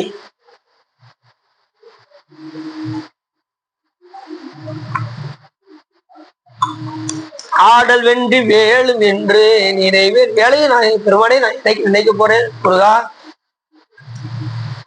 அந்த 6 திருமுகம் ஆறுமுகம்னு இந்த அடியார்கள் எல்லாம் என்ன செய்வாங்க? ஏற்கனவே அருணைநாத பெருமான் ஒரு பாட்டில் தின்னாரு, இந்த அடியார்கள் எல்லாம் உன்னை ஆறுமுகம் என்று அழைக்கின்றார்களே பெருமானே, நீ அவர்களுக்கு நீ அருள் செய்யக்கூடாதா அப்படின்னு யாரு கேட்கா? அருணைநாத பெருமான் கேட்காது. ஆறுமுகம் என்று போதி ஆகமணி மாதவர்கள் பாதமல சூடுமடி யார்கள் பதமே துணையதென்று நாளும் ஏறுமையில் வாகனகு காசரவனாய் எனது ஈசன் என மானமுயர் என்று போதும் ஏழைகள் வியாகுல ஏதை என வினாவில் உனை ஏவர் புகழ்வார் மறையும் என்று சொல்லாதோ. பெருமானே, இந்த மறைகள் எல்லாம் உன்னை திட்ட போது சாமி, நீ அதுக்கு முன்னாடி என்ன செஞ்சிரு, இந்த உன்னையே ஆறுமுகம் ஒருகிற அந்த அடியார்களுக்கு நீ அருள் செய்து விடு என்று மழை பெஞ்சுக்கிட்டே தான் இருக்கும். அதனால நீங்க பரவாயில்ல, சரிக்கட்டும், பரவாயில்ல, இவ்வளவு பேர் வந்தது ரொம்ப சிறப்பு, மழையிலையும் வந்ததுக்கு சிறப்பு. சரி, அப்படி இந்த பாட்டுல மிக அற்புதமா சொல்றாரு. ஆனனங்கள் 32 ஆயிரண்டு தோளுமங்கை ஆடல் வென்றி வேலும் என்று நினை. வேலையும் நான் எப்பொழுது நினைக்க போறேன் பெருமானே. அப்ப வேலை வந்து எவ்வளவு ஆற்றலுடையது நம்ம யோசித்து பார்க்கணும். அதை கொடுத்தது யாரு? சிவபெருமான் வழங்கினார். சாமி உமையம்மையிடம் கொடுக்க, உமையம்மை யார்கிட்ட கொடுத்தாங்க? முருகப்பெருமானிடம் கொடுக்க, அதை வைத்து போர்ல என்ன செஞ்சாரு? போய் வெற்றி வாகை சொல்லினார் அது முருகப்பெருமான் சிரிச்சு அடிச்சாரு. இன்னொன்னு, ஆயுதத்தை பயன்படுத்தவே இல்லை, அது வேற விஷயம். சிரிச்சு போர்ல எத்தனையோ வீரர்கள் வந்தாங்களா, சிரிச்சுக்கிட்டு ஒரு நடந்தாராம். அத்தனை வீரர்களும் இதாயிட்டான். அதை இன்னொரு திருப்பூர்ல அதைநாத பெருமான் பாடுறாரு. அப்பேற்பட்ட தனிச்சிறப்படுது. சாமி சிரிச்ச நேரத்துல 30 கோட்டையை எரிஞ்சு சாம்பலானது. 30 வெறித்த வரலாறுல நம்ம பார்த்தோம். சாமி சிரித்தே அழித்தாருன்னு. அவர் போருக்கெல்லாம் போகல, தேர்ல ஏறல. அதுலயும் பாத்தீங்கன்னா, ஈரம்பு கண்டிலும் ஓரம்பு தம் கையில் ஓரம்பே கண்டிலும் 30 அப்படின்னு பாடல சொல்றாருல. 2 எடுத்து போறாரா, அதுலயும் 1 பயன்படுத்துறாரா, அதை கூட திரும்பி கொண்டு வந்துட்டாராம் சாமி. அந்த பாட்டை சொல்றாரு. அப்படி சாமியுடைய கருணை, அது எதையும் பயன்படுத்த வேண்டிய அவசியமே இல்லை. சாமி எதையாவது பயன்படுத்தணும்னு அவசியம் இருக்கா? எதையும் பயன்படுத்த வேண்டிய அவசியம் இல்லை. அப்படி 6 32 முகம் கிடக்குற 32 6 6 2 தோல் 6 2 12 தோல். இப்படி 12 திருத்தோள்களை உடைய பெருமானை முருகா உன்னுடைய வேலாயத்தையும் நான் என்று நினைவு வேணும். அதாவது தியானிக்கிறதுக்குன்னு ஒரு சில வரைமுறைகள் இருக்கு. இப்ப திருஞான சம்பந்த பெருமானை தியானித்தால் இப்படிதான் தியானிக்க வேண்டும் என்று இருக்கு. திருநாவுக்கரச பெருமானை இப்படிதான் உலவரப்படையோட தான் தியானிக்கணும்னு இருக்கு. சுந்தரம் சாமியை கையில கோலோட தான் தியானிக்கணும்னு இருக்கு. மாணிக்கவாச பெருமானை கையில ஏடோட தான் தியானிக்கணும்னு இருக்கு. அது மாதிரி சிவபெருமானை இப்படிதான் தியானிக்கணும்னு இருக்கு. எந்த இடத்துல தியானிக்கணும்னு ஒரு வரைமுறை இருக்கு. பூர்வ மத்தியில தான் தியானம் பேரு. பூர்வ மத்தி தியான தானம். நீங்க வேற எந்த இடத்துலயும் வச்சு நீங்க என்ன செய்ய முடியாது, இறைவனை நினைக்க முடியாது. அப்ப இந்த தியான தானமாக வழங்கக்கூடிய பூர்வ மத்தியில இருந்துதான் இறைவனை நாம் நினைக்கிறோம். அப்படி ஆரம்பத்துல நான் வச்சு பார்த்தேன். பூர்வம் அப்படி வச்சு பார்த்தேன், முடியல. நானும் முடிஞ்ச அளவுக்கு பார்த்தேன், வழி தாங்க முடியல. அப்படியே விட்டேன். பேசாம கண்ணு மூடி தியானம் பண்ணிடுவோம் அப்படின்னு முடிவு. அது ஞானிகள்லாம் பாத்தீங்கன்னா பூர்வ மத்தியில இருந்து தியானிப்பாங்க. மனம் பூர்வ மத்தியில இருந்து வழிபாடு செய்தால் மனம் ஒன்றும், வேற எங்கேயும் சிந்தனை போகாது, புறத்துல போகவே போகாது. ஆனா அதை கொண்டு வரது ரொம்ப கஷ்டம். பூர்வ மத்தியில தியானம் பண்றது, அங்க ஆதார சக்கரம் அப்படி ஓடிக்கிட்டே இருக்கும் அந்த இடத்துல. ஆனா அந்த இடத்துல தியானிக்க சொல்றாங்க அருளாளர்களாம். அப்ப அந்த இடத்துல அதனாலதான் நம்ம சந்தனம் வச்சு அதுக்கு மேல குங்குமம் வைக்கும். அந்த ஆதார சக்கரம் பூர்வ மத்தியில ஓடுமா, சந்தனத்தை அது ரொம்ப சூடா இருக்கும். சந்தனம் குளிர்ச்சி வச்சதுக்கு அப்புறம் அதுக்கு மேல என்ன செய்யணும், சூடாக இருக்கக்கூடிய அந்த குங்குமத்தை, எங்க வீட்டு பக்கத்துல ராஜவேதத்துல எங்க வீட்டு பக்கத்துல ஒரு அம்மாவுக்கு கரெக்டா ரவுண்டா புண்ணு. என்னம்மா அப்படின்னு கேட்டேன். இல்லப்பா குங்குமம் வச்சேன், அப்படி ரவுண்டா புண்ணாயிருச்சு அப்படின்னா. ஏன் சந்தனம் வைக்கல? சந்தனம் வைக்காம வச்சேன், அதனாலதான் புண்ணாயிருச்சு அப்படின்னாங்க. அப்ப எதை வச்சிருக்கணும்? சந்தனம் வச்சு அது ஆதார சக்கரம் ஓடிக்கிட்டு இருக்கும், பயங்கர ஹீட்டா இருக்கும். அதுல போய் நீங்க குங்குமத்தை மேலும் சூட கொண்டு போய் வச்சீங்கன்னா என்ன ஆகும், எரிஞ்சு அப்படியே புண்ணாயிரும். அப்படி இல்லாமல் சந்தனத்தை வச்சுதான் அதுக்கு மேலதான் எதை வைக்கணும், குங்குமத்தை. சரி, அப்படி சொல்றாரு. ஆனனங்கள் 32 6 தோடு மங்கை ஆடல் வெந்தி வேலும் நிலை வேணோ. வேளா இதோ எதை குறிக்கும்? ஞானத்தை. எல்லா உயிருக்கும் இப்ப என்ன தேவை? ஞானம். எதை விட்டா ஞானம் வரும்? உலகத்தை விட்டா ஞானம் வரும். எதை விடணும், எதை பெறணும்? அதான் சொல்றேன். வீடு பேரு அப்படின்னா எதை விட்டு எதை பெறு, விடுவதல் பெறுவது. எதை விடுவது, எதை பெறுவது? மலங்களை விடுவதும் ஞானத்தை பெறுவதும். நமக்கு இப்ப என்ன வேணும்? ஞானம் தான் வேணும். அதை யார் வச்சிருக்கா? கையில எப்பயுமே இறைவனிடம் தங்கியே இருப்பது எது? ஞானம். அந்த ஞானத்தை பெறுவதற்காக சாமிகிட்ட போய், அதனாலதான் வேலாயுதம் ஞானத்தை குறிக்கின்ற காரணத்தினால் இறைவன்கிட்ட போய் நம்ம எல்லாரும் எப்படி வைப்போம்? வேலாயுதம் என்று நாம் பேரும். வேலாயுதம் எதை குறிக்கும்? ஞானத்தை குறிக்கும். சிவபெருமான் வச்சிருக்க சக்தி என்னது? அந்த திரிசூலம் சக்தியை குறிக்கும். அதனால சூராயுதம் பேர் வைக்க மாட்டாங்க, வேலாயுதம் என்று பேர் வைப்பாங்க. அப்படி இந்த பாட்டுல ஆடல் வென்று வேலும் என்று சாமி முருகபெருமான் ஆடும்போது கூட வேலோட தான் ஆடுவாராம். முருகபெருமான் ஆடும்போது ஆடல் வென்று வேலும் என்று நினைவேணும் அப்படிங்கிறார். அப்படிதான் இவருக்கு நடனம் ஆடி காமிச்சாரு. யாருக்கு? நமது அன்னையநாத பெருமானுக்கு அப்படிதான் நடனம் ஆடினார். திருச்செந்தூர்ல எல்லாரும் தேருக்கு முன்னாடி நிற்க, இவர் மட்டும் ரொம்ப கடைசியில் நிக்கிறதே, முருகா எனக்கு காட்சி கொடுக்க கூடாதா அப்படின்னாரு. அருணகிரி நீ அப்படி தேருக்கு பின்னாடி வா அப்படின்ட்டாரு சாமி. நேர தேருக்கு பின்னாடி போனாரு. அப்படியே அவருக்கு நடனத்தோடு வேலோடு இருந்து நடனம் ஆனார். அதுவும் சிறப்பு. சும்மா ஆடுறது சிறப்பு கிடையாது, வேலாயத்தோடு இருந்து ஆடுறதும் சிறப்பு. அப்படி வேலோட தான் என்ன செய்வாரு? ஆடல் வென்று வேலும் என்று நினைவேணும் அப்படிங்கிற அதை நினைச்சுதான் இந்த பாட்டை பாடுறாரு. வேலோடு எப்படி நடனம் புரிந்த அந்த காட்சிய இங்க நினைச்சு பாடுறாரு அருணநாத பெருமான். தண்டையணி வெண்டயம் கிங்கினி சதங்கையும் தன்கடல் சததினம்புடன் கொஞ்சவே நின் தந்தையினை முன்பருந்தின்ப உரி கொண்டு நின் சந்தமுடனைந்த நின் அன்பு போல கண்டுர கடம்புடன் சந்த மகுடங்களும் கஞ்சமல செங்கையும் சிந்து வேலும் கண்களும் முகங்களும் சந்திர நிறங்களும் கண்குளிர எந்தன் முன் சந்தியாவோ புண்டரிக ரண்டமும் கொண்ட பகிரண்டமும் பொங்கியள வெண்கலம் கொண்ட போது பொன்கிரிய நெஞ்சிரந்தெங்கினும் வளர்ந்து முன் புண்டரிக தந்தையும் சிந்தை கூற கொண்ட நடனம் பதம் செந்திரிலும் எந்தன் முன் கொஞ்சி நடனம் கொள்ளும் கந்த வேலே கொங்கை கூற மங்கையும் சந்தமனம் உண்டிடும் கும்பமுனி கும்பிடும் தம்பிரானே அப்படின்னு பாடினார் பாருங்க. முருகப்பெருமானுடைய நடனம், இந்த நடனத்துக்கு தகுந்த மாதிரி பாட்ட பாடினாரு அன்னையநாதர். தகிட தகிட அப்படின்னு அந்த நடனம் ஆடுவாங்க பாத்தீங்களா? அதே மாதிரி கண்டையணி வெண்டயம் கிண்கினி சதங்கையும் கண்களல் சிலம்புடன் கொஞ்சவே நின் தந்தையினை முன்பறிந்தின்ப உரி கொண்டு நின் சந்தமுடனைந்த நின் அன்பு போல தத்தகிட தகிதகிட தகிதகிட. அதே மாதிரி எப்படி நடனம் புரியுமோ அது போலே அந்த பாடலை அமைத்து பாடினார். அவருக்காக காட்சி கொடுத்து வேலாயத்தோடு இருந்து ஆடல் புரிந்து காட்சி கொடுத்த அந்த இதை நினைவூட்டி இந்த இடத்துல பாடுறாரு. வேலை என்று நான் நினைவேனோ, அப்படி நான் என்ன செய்யணும்? இந்த பிறவிக்கு துயராக இருக்கக்கூடிய இந்த பிறவி என்கின்ற துயரை நீக்குவதற்கு முருகப்பெருமானை நாம் தியானிக்க வேண்டும் என்று இந்த இடத்துல சொல்றாரு. என்று நான் நினைவேனோ அப்படின்னு சொல்லிட்டு வாழச்சந்திர சூடி சந்த வேத மந்திர ரூபி அம்பை சாமி அம்பாலை எப்படி சொல்ல? வாழச்சந்திர சூடி சந்தனா அந்த பிறை மதியை சூடி இருக்கின்ற, அதுவும் இளமதியை சூடி இருக்கின்ற சந்திரன் எப்படிப்பட்டவன்? வயசானவனா? அவனுக்கு எத்தனை வயசு? ரொம்ப கம்மி.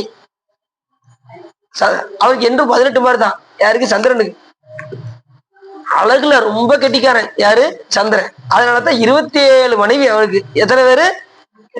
யாரு? தச்சனுடைய மகள் 27 பேரையும் சந்திரனுக்கு கட்டி கொடுத்து. இதுல யாராவது ஒருவர் மேல நீ அன்பு குறைந்தாலும் உன்னை நான் அழிச்சிருவேன்னு சொல்லியே தான் கட்டி கொடுத்தான். யாரு? தச்சன்.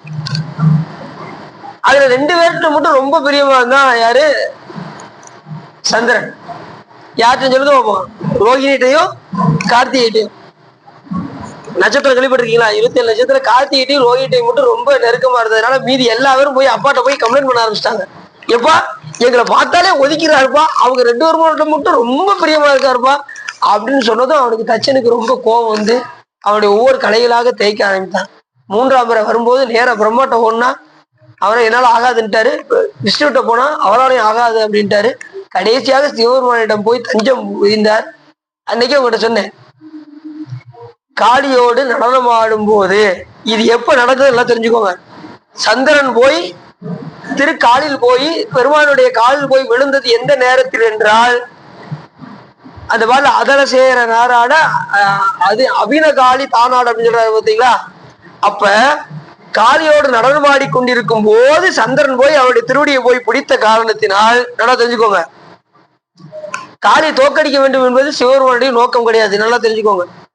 அப்படி திருவடியில விழுந்ததும் அப்படி நடனம் ஆடிக்கிட்டே அவர் என்ன பண்ணாரா, சந்திரனை தூக்கி தலையில வச்சாராம். அப்ப அம்பாள் என்ன பண்ணாங்க, இப்பேற்பட்ட கருணையுடையவரா பெருமாள் அப்படி இப்படி தள்ளி வேடிக்கை பார்த்தாங்களாம். அம்பாள் காளி நடனம் ஆடும்போது இப்பேற்பட்ட கருணையுடைய காலில் விழுந்தவங்களுக்கு யாராவது தலையில தூக்கி வைப்பாங்களா, பேர்பட்ட கருணையுடையவரா சிவபெருமான் அப்படின்னு அப்படி ஆச்சரியத்தோடு பார்த்தாங்களாம் காளியம். அதனால அவர் தோக்கடிக்க வேண்டும். இது உலக வழக்கில் என்ன சொல்லுவாங்க, சிவபெருமான் காலை தூக்கி ஆடுறதுனால அம்பாள் தோத்துட்டாங்க, அதனால என்ன செஞ்சாங்க, தோல்வி ஓத்துக்கிட்டு இதாயிட்டாங்கன்னு நம்ம நினைப்போம். அப்படி கிடையாது. அப்படி யாரையும் தோக்க வைக்க வேண்டும் என்கின்ற எண்ணம் சிவபெருமானுக்கு கிடையாது. அதனால அந்த நேரத்துல அவன் தஞ்சமடைந்த காரணத்தினால அவனை அப்படியே என்ன செஞ்சாரு, தலையில தூக்கி சிவபெருமான் வைத்து நடனம் ஆடினார். அதனாலதான் அதை அருணகிரி பெருமான் அந்த பாட்டுல சொல்றாரு, அபின காளி தானாட. இந்த நேரத்துல சிவபெருமான் ஆடிய நடனம் அர்த்தநாரீஸ்வரர் நடனம். அந்த நேரத்துல அம்பாவோட சேர்ந்த சிவபெருமான் நடனம் ஆடுறாரு. புரியுது உங்களுக்கு? அப்படி ஆடும்போதுதான் அவர் தஞ்சம் அடைகிறாரு. அவரை தூக்கி சாமி தாங்க. அதாவது காலில் விழுந்தவங்களை தலையில தூக்கி வைப்பாங்களா, யோசிப்பாங்க. வேறுபட்ட கருணை உடைய இருப்பாருங்க. நம்ம யாராவது நம்ம தெரியாமங்க அப்படின்னு ஒருத்தர் நம்ம காலில் விழுந்தான்னு வச்சுக்கோங்க, சரி சரி போப்பா விளைச்சு போ போ அப்படின்னு ஏதாவது ஒரு 1000 ரூபாய் கையில் கொடுப்பீங்களா அவருக்கு? நம்ம சாமி 1000 ரூபாயும் கொடுத்து நல்ல இந்தப்பா நீ வாட்டி என்ன வேணாலும் சுகமா இருப்பா அப்படின்னு சொல்லி மேல உழவ முடியாத அந்த சந்திரனை தலையில வச்சு நீ வாட்டு உழவப்பான்ட்ட. இப்ப எவ்வளவு பெரிய கருணை பாருங்க.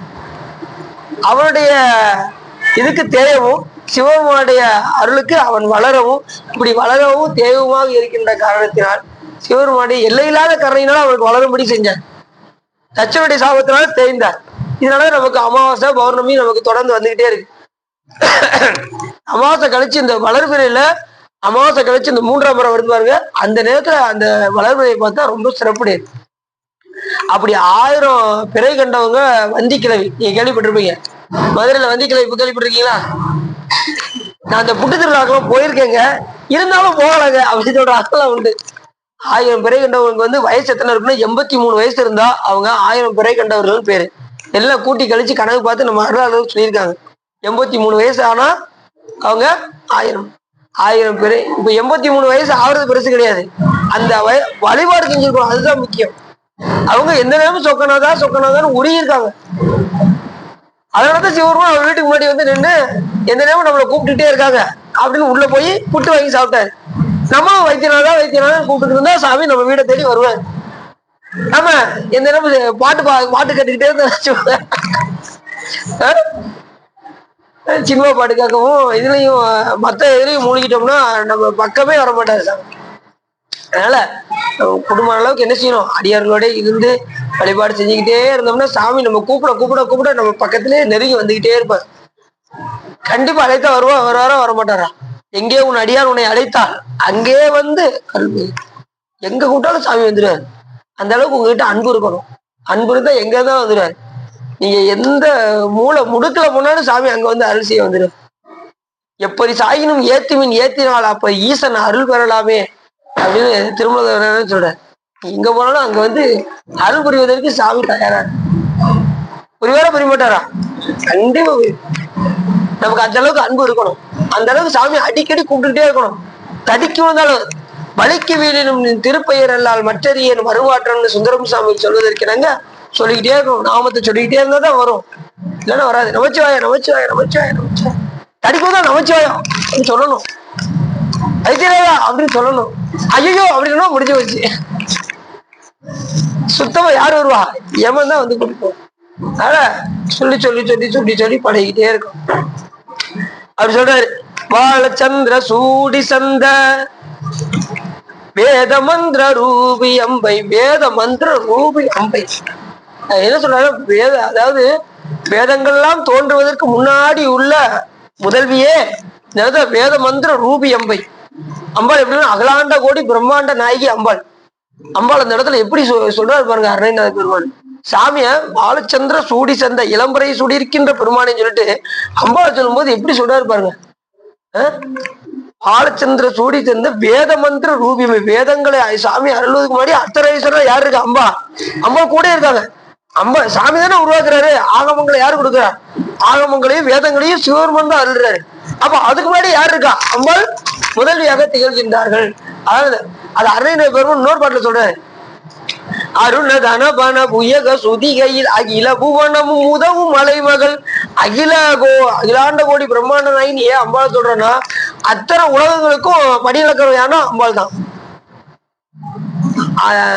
அருண தனபன புயக சுதிகையில் அகில புவனமும் உதவும் மலைமகள். மலைமகள் யாரு? உமையம்மை பார்வதி தேவி. கலைமகள் யாரு? சரஸ்வதி. மலைமகள் வந்து உமையம்மை அம்பாள் பார்வதி தேவி. அதான் உதவும் மலைமகள் அமலையாரியை அந்தரி சுந்தரி இமயமாமையில் அம்பை சுயம்பகி. சுந்தரின்னா என்ன அர்த்தம்? பேரழகுடையவன்னு அர்த்தம். சுந்தரி, சுந்தரன்னா அழகன், சுந்தரினா அழகு.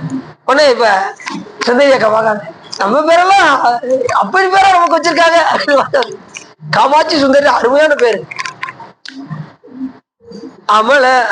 அமலையாரியை அந்தரி சுந்தரி இமயமாமையில் அம்பை சுயம்பகி. இமவான் மகனுக்கு மகளாக வந்த பார்வதி தேவி அந்த இடத்துல அருமையா சொல்றார். இமவான் மகன் தனக்கு இளையோனே, இமவான் மடந்தை உத்தமி பாலா, ஜபமாலை தந்த சர்க்குருநாதா திரு ஆவினன்குடி பெருமாளைன்னு கூட அருணநாத் பெருமாள் படுறார். இமவான் மகன் தனக்கு இளையோனே, இமவான் மடந்தை உத்தமி பாலா, ஜபமாலை தந்த சர்க்குருநாதா திரு ஆவினன்குடி பெருமாளே. இப்படி பாட்டு, திருவாவினன் பாட்டு. அபகார நிந்தை பட்டு உழலாதே, அறியாத வஞ்சரை குறியாதே, உபதேச மந்திர பொருளாலே உன்னை நான் நினைந்து அருள் பெறுவேனோ. இமவான் முகந்தனக்கு இளையோனே, இமவான் மடந்தை உத்தமி பாலா. யாருடைய மக? இமவானுடைய, அதாவது மலையரசனுடைய மகளாக விளங்கக்கூடிய பார்வதி தேவியுடைய உத்தமமான பிள்ளையே அப்படின்னு இந்த இடத்துல சொல்ற முருகபெருமானை சொல்லும்போது, இமவான் தனக்கு இளையோனே, இமவான் மடந்தை உத்தமி பாலா, ஜபமாலை தந்த சர்க்குருநாதா திரு ஆவினன்குடி பெருமாளே அப்படிங்கிறாரு. அது வேறுபட்ட தனிச்சிறப்புடையவர் முருகப்பெருமான் என்று இந்த பாட்டுல வாழச்சந்திர சூடி தந்த வேத மந்திர ரூபி அம்பை. அது அருணதனபன புயக சுதிகையில் அகில புவனமும் உதவும் மலைமகள் அமலையாரியை அந்தரி சுந்தரி இமயமாமையில் அம்பை சுயம்பகி. அச்சுத சகோதரி அனைத்தும் வேத தலைவி. வேதத்துக்கெல்லாம் தலைவி யாரு? உமையம்மை. அச்சுத சகோதரி அனைத்தும் வேத தலைவி, அற்புத புராதனி, பழமைக்கும் பழமையானவர். அம்பாள் எப்படிப்பட்டவங்க? எப்படி சாமியோ அதே போல அம்பாளுக்கும் முன்னை பழம்பொருளுக்கு முன்னை பழம்பொருளே, பின்னை புதுமைக்கும் பேர்த்துமா பெற்றியனே, உன்னை பிரானாக பெற்ற உன் சீரடியோ உன் அடியார் தாழ் பணிவோம் என்று கூறுவதற்கிறாங்க. அம்பாள் எப்படிப்பட்டவங்க? புராதனி. அம்பர் குண்டலை பேதை சாம்பவி விம்ப கிஞ்சிக பூவை பூங்கொடி அச்சத லட்சத பக்தக பக்திட அச்சத லட்சி அச்சி சடச்செறி ஆயுதிரு மைந்தன் முகம் 1000 விளங்கியதொரு 6 தர வந்தரும் 6 முகம் புண்டரிகன் அப்படின்னாரு அருணகிரிநாத. அப்பேற்பட்டவர் அம்பாள் எப்படி சொல்றாங்க? வேத மந்திர ரூபி அம்பை. வேதங்களுக்கெல்லாம் முதலியாக திகழக்கூடிய, என்றும் நிரந்தரமாக இருக்கக்கூடிய உமையம்மைய மந்திர ரூபினி. அந்த இதுல கூட நீங்க படிச்சிருப்பீங்க, அந்த ஸ்லோகத்துல எல்லாம் படிச்சிருப்பீங்க. அம்பாள் ஸ்லோகத்துல எல்லாம் நீங்க சொல்லியிருப்பாங்க, வேத மந்திர ரூபி அம்பை அப்படின்னு சொல்லி வேதங்களே சொல்லும். வாணி வஞ்ச பாணி தந்த முருகோனே. வாணி யாரு? கலைமகள். கலைமகளுக்கெல்லாம் முன்னதாக திகழக்கூடிய உமையம்மை கொடுத்த முருகோனே அப்படின்னு இந்த இடத்துல சொல்றாரு. முருகப்பெருமான் எப்படி சொல்றாரு பாருங்க. உமையம்மை தந்த முருகோனே. முருகன் என்றால் அழகன், முருகு என்றால் அழகு. முருகு எதை வச்சு வச்சாங்க? கசட தவற நமன எரள வளல வல்லினம் வெள்ளினம் இடையினம் என்கின்ற கசட தவற ஞன வரல எரள ஞன நமன எரள வளல. இது மூணுலயும் ஒவ்வொரு எழுத்து எடுத்தாரு. முருகு முருகு, வல்லினம் வெள்ளினம் இடையினம். மும்மூர்த்திகளையும் வழிபட்டதற்கு சமம் முருகப்பெருமானை வழிபட்டார். முக்தியை வழங்குகின்ற பெருமான் முருகப்பெருமான், முக்தி என்கின்ற விருப்பத்தை செய்பவன் முருகப்பெருமான் அப்படின்னு இப்படி எவ்வளவு விஷயம் சொல்றாரு பாருங்க. அப்படி கசட தபர ஞன நமன எரள வளல இதெல்லாம் வல்லினம் மெல்லினம் இடையினம். இந்த படிக்கிறவங்க தெரியும், சின்ன பிள்ளைகளுக்கெல்லாம் சொல்லி கொடுத்துருக்காங்களா? சொல்லி கொடுத்தாங்க பாத்தீங்களா? கரெக்டா சொல்றாப்ல. அதெல்லாம் கிளீனா சொல்லி கொடுத்துட்டாங்க. ஆனா எங்ககிட்ட கேட்க மட்டும் தயவு செய்து செஞ்சாங்க. அதை மட்டும் ஸ்கூல்ல இதை நடத்துவாங்க. வல்லினம் மெல்லினம் இடையினம் நடத்துவாங்க. இது இந்த இங்க இந்த ஞான நம்ம வந்து வரவே வராது. அது ஆனா என்ன சொல்லுவாங்க, பிள்ளை நடத்திட்டு அடுத்த பிள்ளை அந்த மூனை கேப்பேன் சொல்லணும்னா பெரம்பு பிஞ்சிரும் அப்படிம்பாரு வாத்தியாரு. நாங்க பயந்துகிட்டு அதை மனப்பாடம் பண்ணக்கூடிய நாங்க படுற பாடு. ஒரு பையனை கூப்பிட்டுக்குவோம், இந்தப்பா நான் வரைய சொல்றேன், நீங்க பாத்துக்கிட்டே இரு, தப்புன்னு உடனே சொல்லிடு அப்படின்னு அவனை கொடுத்து போய் காமிச்சு சொல்லி சொல்றது கரெக்டா இல்ல, தப்பு, நீ இன்னொருக்க படிப்போம் அப்படிவா. உடனே மறுபடியும் இருக்க மனப்பாடம் பண்ணி பார்ப்போம், எப்படி இன்னொருக்க சொல்றேன் பாரு, இல்ல நீ அடி வாங்குறது உறுதி அப்படின்றாங்க. உனக்கு வரவே இல்லை, சுத்தமா வரல, அடுத்த பிள்ளை நீ அடி வாங்க போ அப்படின்னு சொல்லி கையில கொடுத்துருவான். ரொம்ப பயமாவே இருக்கும். வாத்தியார் வந்துட்டாலே பெரம்ப வச்சுக்கிட்டே தான் வருவாரு. ரொம்ப பயமா இருக்கும். அடுத்த பிள்ளை என்ன செய்வாரு, நாங்க அவரை மறக்கடிக்கிறதுக்கு ஏதாவது செய்வோம்.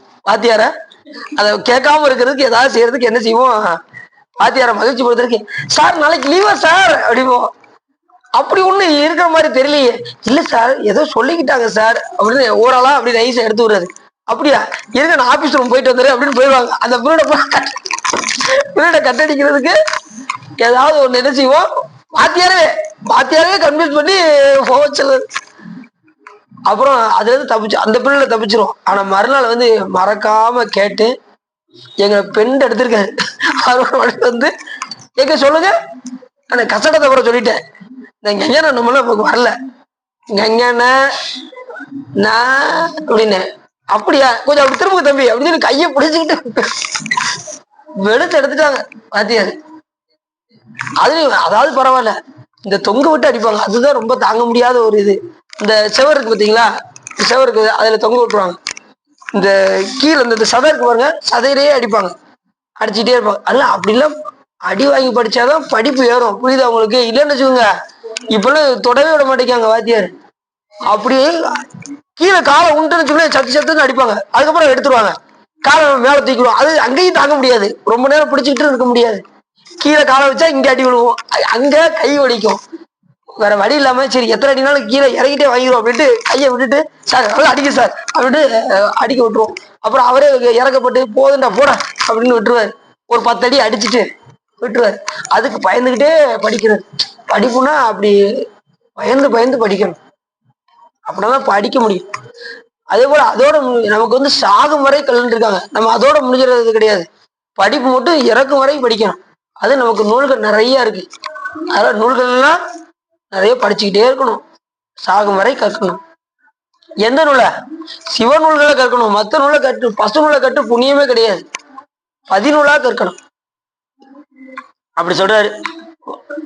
பாணி பஞ்சபாணி தந்த முருகோனே அர்ச்சனை, மாயைந்து வேகமைந்து பூதமைந்து நாதமைந்து வாழ்பெருஞ்ச ராசரங்கள் உறைவோனே. அடுத்த வரி ரொம்ப முக்கியமானது. மாயை 5, 5 விதமான மாயைகள் இருக்கான். நமக்கு 3 தான் தெரியும், சுத்த மாயை, அசுத்த மாயை, வேரணங்க மாயை, பிரகிருதி மாயை அப்படின்னு தெரியும். ஆனா அதுல அது வந்து அதுல நம்ம மயங்கக்கூடியது 5 அப்படின்னு சொல்றாரு. அந்த 5 விதமான இது என்ன அப்படின்னா, தமம், மாயை, மோகம், அவித்தை, அனித்தம் என்ற 5 வகை மாயை. இது என்ன செய்யும் அப்படின்னா, ஒண்ணு வந்து இந்த தமம்ங்கிறது என்னன்னா, அதாவது நம்ம கிட்ட இருக்கக்கூடிய ஜீவ சைதன்யத்தை மறைக்குமா, இந்த உலக இதை வந்து நம்ம எதையுமே காட்ட விடாம மறைக்குமா, அது ஒரு வகையான மாயை தமம். அடுத்து வந்து ஜெகரூபமான அனித்ததை தோற்றுவதற்கு காரணமாக இருப்பது, இந்த ஜகத்தை வந்து மறைப்பது, உலகத்தையே மறைச்சு, அதாவது பொய்யை காட்டுவது, பொய்யை காட்டுவது இந்த ஒரு மாயை. ஒன்று இந்த ஜீவன் எதையும் பார்க்க விடாம தடுப்பது, அப்புறம் சுத்தமா தன்னை மறைத்து காட்டுவது. இப்ப உலகம் இருக்கு அப்படின்னா, மாயையாக்கி இந்த உலகம் இருக்குன்னா அது தன்னை காட்டுதா? நான் மாயைன்னு காட்டுதா? அது காட்டாது. தன்னை வந்து எப்பயுமே மாயைன்னு காட்டாது. நாம எதை வச்சு தெரிஞ்சுக்கிறோம் இது மாயை அப்படின்னு? நம்ம நூல்களை வச்சுதான் இது மாயை என்று நாம் தெரிந்து கொள்கின்றோம். மாயை எதனால் ஆனது? மாயை தோன்றி நின்று மறையக்கூடியது. இது உங்களுக்கு தோன்றி நின்று மறையக்கூடியவை மாயை என்று பெயர். அது என்றும் உள்ள பொருள். அது எப்ப சாமி எடுத்து பயன்படுத்தும் நினைக்கிறாரோ அதை பயன்படுத்திட்டு மற்ற நேரத்தில் என்ன செய்வாரு, அதை ஒடுக்கி விடுவார். இது என்றும் உள்ள பொருளா அப்படின்னா என்றும் உள்ள பொருள் தான். பதி, பசு, பாசம். பாசம் அதை 3 வகையா பிரிச்சு எதா பிரியுது? கண்மம், மாயை, ஆணவம் என்று மூன்றாகவும் மொத்தம் 5 வகையாகவும் அது ஆறாக சொல்வதும் உண்டு. பதி, பசு, பாசம் என்கின்ற அந்த 3 சுத்தமாயை அசுத்தமாயை என்று 2ஆக சொல்லி 6ஆக பிரிப்பதும் உண்டு. இது அந்த 6 என்னது பொருள்? என்றும் உள்ள பொருள். அப்படி இந்த மாயை சொல்லும் போது ஜகரூபமான அனித்தத்துக்கு தோற்றமாக இருப்பது, அதாவது எதையும் மறைப்பது, அப்புறம் தன்னை காட்டாமல் இருப்பது. அடுத்து மோகம், விபரீத ஞானத்தை உண்டாக்குவது. விபரீத ஞானம் என்ன தெரியுது உங்களுக்கு? அது ஞானம் அல்லாதவற்றையெல்லாம் இது காட்டுவது, இறைவனிடம் நெருங்க முடியாத எல்லாத்தையும் காட்டுவது எதுன்னா இந்த மாயை. அடுத்து அவித்தை, உணர்வை அழித்தது, இறைவனோட உணர்வை அழிக்கிறது, அது இல்லாம செய்வது. மொத்தத்துல இந்த மாயை நம்ம என்ன இறைவனிடம் போய் செல்ல விடாம என்ன செய்யுது? இந்த மாயை மயக்கி கொண்டே இருக்கிறது. இதைத்தான் அந்த 5 சொல்றாரு. தமம், மாயை, மோகம், அவித்தை, அனிதம் என்று இந்த 5 வகையாக மாயை 5, அடுத்து வேகம் 5, அடுத்து பூதம் 5, அடுத்து நாதம் 5. அதுல இருக்கக்கூடிய அந்த மாயை 5 இறைவனை தடுக்க. அதாவது சாமி நல்லா தெரிஞ்சுக்கோங்க, நமக்கு மாயை கொடுத்துருக்காரு அப்படின்னா அது எதுக்காக கொடுத்துருக்காரு அப்படின்னா அது விளக்கு ஒளி போல. எப்படி ஒளி போல? விளக்கு ஒளியை வச்சு நம்ம என்ன செய்யணும்னா நம்ம உண்மையான பொருளை இந்த விளக்கு ஒளியை வச்சு நம்ம என்ன செய்யணும்? போய் நம்ம உண்மையான பொருளை போய் தேடி எடுக்கணும். உண்மையான பொருள் யாரு? சிவம். அந்த சிவத்தை அடைவதற்கு நமக்கு துணைக்கோளா கொடுத்திருப்பது இந்த மாயை. இந்த மாயை கொண்டு இறைவனை நோக்காம நாம மாயைக்கு அடிமையை என்ன செஞ்சிடறோம்? உலகத்துக்கு அடிமையை இங்கேன்றோம். அதுதான் நோக்கம். நம்மள இறைவன் பக்கமே நெருங்க விடாம என்ன செய்யுது? இதை தடுக்குது. அந்த விளக்கொலியை கொண்டு அது இப்ப இந்த மாயிலிருந்து நமக்கு இந்த உடம்பு கொடுத்துருக்காரு. இது எதனால் ஆனது? மாயினால் ஆனது. இந்த உடம்பு எதனால் ஆனது? மாயை. அப்ப இந்த உடம்பை கொண்டு என்ன செய்யணும்? பணி செய்யணும். பணி செஞ்சா அதுக்கு தான் இந்த விளக்கொலி மாதிரி நமக்கு சாமி கொடுத்துருக்காரு. இந்த உடம்பு கொடுத்துருக்காரா? இது மாயிலிருந்து கொடுத்துருக்காரா? இதை கொண்டு நாம இறைவனுக்கு பணி செய்தால் நாம மெய்யான பொருள் அடைச்சலாமா அடைய முடியாதா? அதைத்தான் அருளாளர்கள் நமக்கு அதைத்தான் சொல்றாங்க. இந்த பொய்யான இந்த உடம்பு இது மெய்யை போய் சார வேண்டும் என்றால் நமக்கு விளக்கொலி போல் நமக்கு இந்த கொடுத்த இந்த உடம்பை கொண்டு நாம் இறைவனுக்கு பணி செய்து நாம் என்ன செய்யணும்? மெய்யான பொருளை நாம் சார வேண்டும் என்பதற்காக இந்த இடத்துல சொல்றாரு. என்ன 5? மாயை 5. அடுத்து வேகம் 5, காற்றினுடைய இந்த குணங்கள் போக்கு, வரவு, நோய், கும்பித்தல், பரிசம் அப்படிங்கிற 5. காற்று மூலியமாக நம்ம கும்பிக்கிறோம், உள்ள இழுக்கிறோம், உள்ள மூச்சை நிப்பாட்டுறோம், வெளியே விடுறோம். இது ஒரு 3. அப்புறம் போக்கு, வரவு. போக்கு வரணும், உள்ள இழுப்பது, வெளியே விடுவது. அப்புறம் இதனால வரக்கூடிய நோய், அப்புறம் கும்பித்தல், உள்ள நிப்பாட்டுறது, அப்புறம் பரிசம், வெளியே விடுவது. இப்படி 5 வகையான காற்றினுடைய குணங்களை இந்த இடத்துல சொல்றாரு. அது பாத்தீங்கன்னா அதுலயும் பாத்தீங்கன்னா இந்த வேகத்துல 5 என்னன்னா சிற்சக்தி, பராசக்தி, இச்சாசக்தி, கிரியாசக்தி, ஞானசக்தி என்கின்ற 5 வகை சக்தி இதுல இருந்து நமக்கு சொல்றாரு. அந்த இதெல்லாம் வேகமான இருக்கக்கூடியது. இயக்கம் முழுவதுமே சக்தின்னு பேரு. வேகமாக இருக்கக்கூடிய எல்லாத்துக்குமே என்ன பேரு? சக்தி என்று பேர். இயங்க ஆரம்பிச்சதுனால சக்தி, இயங்கலன்னா சிவம். இப்ப நீங்க உறங்கிட்டு இருந்தீங்கன்னா சிவம், எழுந்து காலைக்கு வேலைக்கு போயிட்டீங்கன்னா சக்தி. அதுல சிற்சக்தி, பராசக்தி, இச்சாசக்தி, கிரியாசக்தி, ஞானாசக்தி என்கின்ற 5 சக்தி, அதையும் வேகத்தை வச்சு சொல்றாங்க. அப்படி வேக சக்தியில சொல்லும் போது இந்த சிற்சக்தி என்ன செய்யணும்? உயிருக்கு ஒளியாக இருக்குமா? சிற்சக்தி என்ன செய்ய? எப்படி இருக்கும்? உயிருக்கு ஒளியாக இருக்கும். பிராணன் முதலிய வாயுவாக இருப்பது பராசக்தி. பிராண வாயுவா இருக்கு பாருங்க, அதுதான் பராசக்தி. பிராணன் இல்லைன்னு வச்சுக்கோங்க, உயிர் இயங்க. அதனாலதான் அம்பாள் எப்பயுமே நம்ம கூடயே பிராணனாக எப்பயுமே பராசக்தி நம்ம கூடயே ஒன்றாய் உடனாய் இருக்கின்றார்கள். இப்ப கொடியிடை நாயகி அப்படின்னு என்ன அர்த்தம்? கொடியிடை நாயகி நம்ம வடதிருமுல்லை வாயிலுக்கு நீங்க போயிட்டீங்கன்னா அங்க இருக்கக்கூடிய அம்பாளுக்கு கொடியிடை நாயகின்னு பேரு. சாமி மாசலாமணீஸ்வரன் பேரு. ஏன் அம்பாளுக்கு கொடியிடை நாயகின்னு வச்சாங்க? கொடி போன்று இருக்கக்கூடிய நம்ம உடம்புல இருக்கக்கூடிய நாடி நரம்புகள் எல்லாம் அம்பாள் என்ன செய்யறாங்க? இடையில புகுந்து அத்தனையும் வேலை செய்ய வைக்கிறாங்க. அம்பாள் இல்லைன்னா நமக்கு எந்த நாடி நரம்புகளும் என்ன செய்யாது? வேலை செய்யாது. அதுதான் அம்பாளுக்கு கொடியிடை நாயகின்னு பேரு. எது கொடி போல இருக்கு? நாடி நரம்புகள் எல்லாம் கொடி போல இருக்கு. அதுல இடையில் புகுந்து அத்தனை நாடி நரம்புகளை இயக்க வைக்கின்ற காரணத்தினால் அம்பாளுக்கு கொடியிடை நாயகி என்று பெயர். இத எதுல படிச்சேன் அப்படின்னா அந்த தலைவரெல்லாம் இருக்கு பாருங்க, அதுல படிச்சதுனால இப்ப ஞாபகம் வருது. அப்படி அம்பாள் வந்து என்ன செய்யறாங்க, பராசக்தியாக இருந்து நம்முடைய அத்தனை சக்தி. இந்த பிராணன் இல்லைன்னா, பிராணம் போச்சுன்னா எல்லாமே போச்சுமாங்க. பாத்திருக்கீங்களா? ஏன்டா என் பிராணனை வாங்குற அப்படிவாங்க, பாத்திருக்கீங்களா? ஏன்னா அதிகமா செயல்படக்கூடியது பிராணன் தான். கடைசி இருக்கக்கூடிய அந்த பிராணம் தான் கடைசி போகும். உயிர் போகும்போது கடைசி போகும். கடைசி தனஞ்சயன் என்கின்ற வாயு இறந்ததுக்கு அப்புறம் போறது. அதுக்கு முன்னாடி கடைசி போகக்கூடிய வாயு வந்து பிராணன். அந்த 10 வாயுல தனஞ்சயன் வந்து இறந்து போனதுக்கு அப்புறம் இந்த எலும்பு எந்திக்கும் பார்த்துருக்கீங்களா? அவங்க அந்த சுடுகாட்டுல அந்த வெட்டியார் வந்து எரிச்சுவாங்க, அடிச்சு அதை எரிச்சுவாங்க, அப்படியே உட்கார வச்சுருவாங்களாம். எழுச்சி நிற்கும். அந்த எலும்பு வந்து எந்திரிச்சு நிற்கும். அதை அடிச்சு அப்படியே இறக்குவாங்களாம். அது தனஞ்சயன் வாயு தான் இறந்ததுக்கு அப்புறம் அப்படி எந்திக்கும். அதுக்கு முன்னாடி கடைசி போற வாயு எதுனா, மீதி அந்த 9 வாயுல கடைசி போறது பிராணன். அந்த பிராண வாயுவை செலுத்துவது யாருன்னா பராசக்தி. அதை சொல்றாரு, பிராணன் முதலிய வாயுவாக இருப்பது பராசக்தி. அப்ப சிற்சக்தி வந்து ஒளியாக இருப்பது, பிராணன் வந்து பராசக்தியாக விளங்குவது. அடுத்து பஞ்சபூதமாக இருப்பது இச்சாசக்தி. பஞ்சபூதங்கள்ல இயக்கக்கூடிய சக்தி இச்சாசக்தி. ஐம்பொருளுடைய உணர்ச்சியை ஏற்படுத்துவது ஞானசக்தி. ஐம்பொருள் என்னது?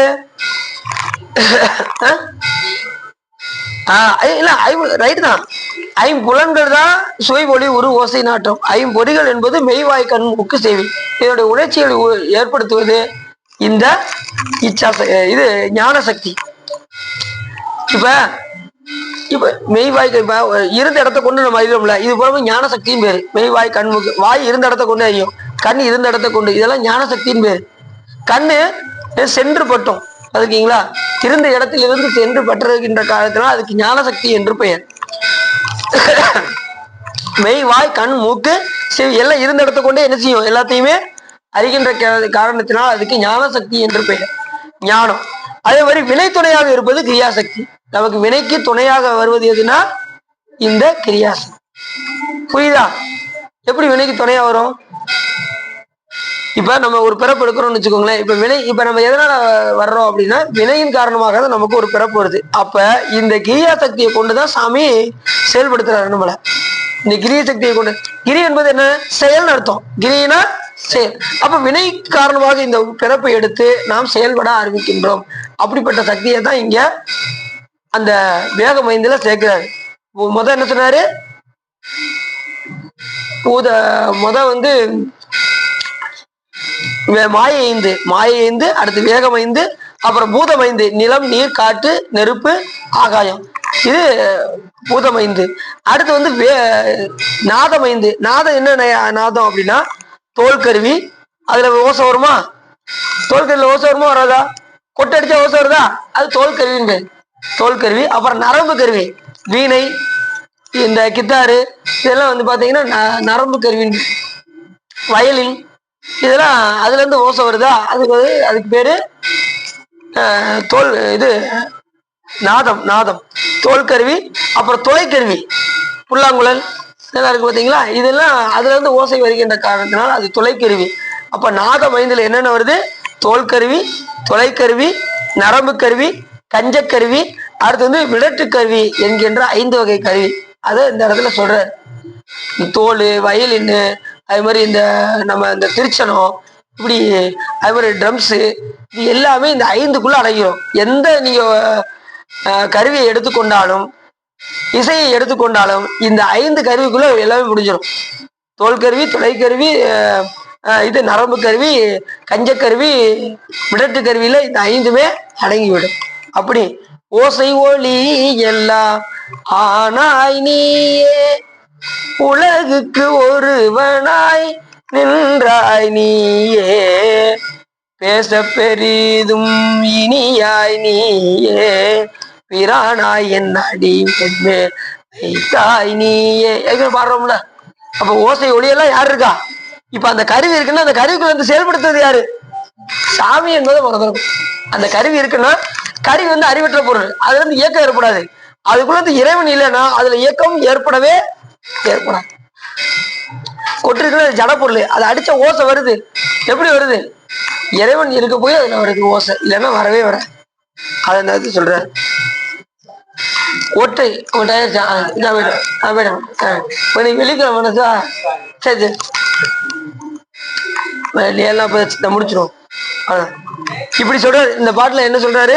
இந்த இதை எல்லாத்தையும் மாயைந்து வேகமைந்து பூதமைந்து நாதமைந்து வாழ்வெறிஞ்சராசரங்கள். சராசரங்கள் என்ன அர்த்தம்?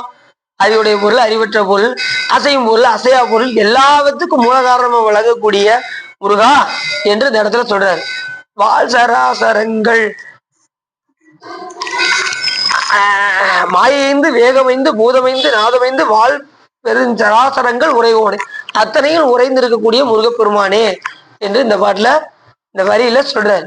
புரியுதா? சொல்றதெல்லாம் புரியுதா? மாயைந்து வேகமைந்து பூதமைந்து நாதமைந்து வாழ் பெரும் சராசரங்கள் உறைவோனே, அத்தனையும் உறைந்திருக்கக்கூடிய முருகப்பெருமானே அப்படின்னு சொல்லிட்டு அட வேலையன்பு கூற வந்த ஏகதந்த யானை கண்டு வேடர் மங்கை ஓடி அஞ்ச அணைவோனே. அந்த வள்ளியம்மை என்ன செஞ்சாங்க? முதல்ல அன்பு வேலிட்டுதான். யாரு மேல? முருகப்பெருமான் மேல அன்பு வேலிட்டுதான். அது சொல்ற வேலையன்பு கூற வந்த முருகப்பெருமான்ட்ட கூற வந்தாங்களாம் வள்ளி தேவி. அந்த நேரத்துல யானையை கண்டு, ஏகதந்த யானை கண்டு, ஒற்றை கொம்புடைய விநாயகர் பெருமான் அங்க வந்தாராம், யானை வடிவில் வந்தாராம். அப்படி யானை வடிவத்தை கண்டதும் வள்ளி தேவி, வேடர் மங்கை யாரு? வள்ளி தேவி, வேடர் மங்கையாக வழங்கக்கூடிய வள்ளி தேவி என்ன அஞ்சி ஓடி யாரை போய் அடைஞ்சாங்களாம்? முருகப்பெருமானை போய் அடைஞ்சாங்களாம். அப்படி அணைவோனே, முருகப்பெருமான வள்ளியை அடைந்த பெருமானே அப்படின்னு நல்லா சொல்றாரு. வேலையன்பு கூற வந்த ஏகதந்த யானை கண்டு வேடர் மங்கை ஓடி எஞ்ச அடைவோனே. அப்படி அஞ்சு ஓடி வந்ததுனால அவரை அணைத்து. அதே போல முருகப்பெருமானை யார் சாருகின்றார்களோ, அவரை அணைகின்றார்களோ, அவர்களை காக்க வேண்டியது யாருடைய கடன்? முருகப்பெருமானுடைய. அப்படி வள்ளி வந்ததுனால அவரை முருகப்பெருமான் காத்து தன்னுடைய சக்தியாக வைத்துக் கொண்டார், இச்சா சக்தியாக வைத்துக் கொண்டார் முருகப்பெருமான். வள்ளி தேவி என்ன சக்தி? இச்சாசக்தி. வேலையன்பு கூற வந்த ஏகதந்த யானை கண்டு, ஏகதந்த ஏகம்னா ஒண்ணுன்னு அர்த்தம். ஏகதந்த யானை, ஒரு ஒற்றை கொம்புடைய விநாயகர் பெருமான் வந்ததும் இவர் வேடர் மங்கை அஞ்சி ஓடி அஞ்ச அணையும். அப்படி அஞ்சும் போது முருகப்பெருமான் அவரை அணைத்து தன்னுடைய சக்தியாக வைத்துக் கொண்டார் அப்படின்னு இந்த இடத்துல சொல்றேன். கடைசி வரி வீரமங்கை வாரிமங்கை பாய்மங்கை மேவுகின்ற வேறுமங்கை ஆள வந்த பெருமாளே. ஒண்ணுமே புரியலையா? புரியுற மாதிரிதான் இருக்கு. நீ என்னமோ மங்கை மங்கைன்னீங்க, ஒரு மங்கை எனக்கு புரியாது. அதோட வீரமங்கைன்னா யாரு? வீரலட்சுமின்னு அர்த்தம். வாரிமங்கை அப்படின்னா பார்க்கடல வந்த லட்சுமின்னு அர்த்தம். வீரலட்சுமி வேற, பார்க்கடல்ல வந்த லட்சுமி வேற. இந்த பார்க்கடல்ல வந்த லட்சுமியை தான் திருமணம் எடுத்துக்கிட்டாரு. புரியுது உங்களுக்கு? இப்ப இதுல வந்து பாத்துட்டீங்கன்னா, இப்ப சிவபூஜையில வந்து பாத்தீங்கன்னா இதுல மகாலட்சுமி அஷ்டலட்சுமி இருக்காங்க, தனித்தனியா இருக்காங்க. இப்ப சிவபூஜையில நீங்க எடுத்துட்டீங்கன்னா கீழ்த்துவாரத்துல இருப்பாங்க, மேல் துவாரத்துல பரிவார தெய்வத்தில் இருப்பாங்க. மேல் பரிவார தெய்வத்துல வந்து பாத்தீங்கன்னா கணபதி, லட்சுமி, சரஸ்வதி, கங்கை, யமுனை, மகாகாலை, நந்தி 7 இருப்பாங்க. இங்க லட்சுமி வராங்களா? அந்த ஓரத்துல வந்து பாத்தீங்கன்னா அந்த பரிவார தெய்வத்துல பாத்தீங்கன்னா மகாலட்சுமி அங்க இருப்பாங்க.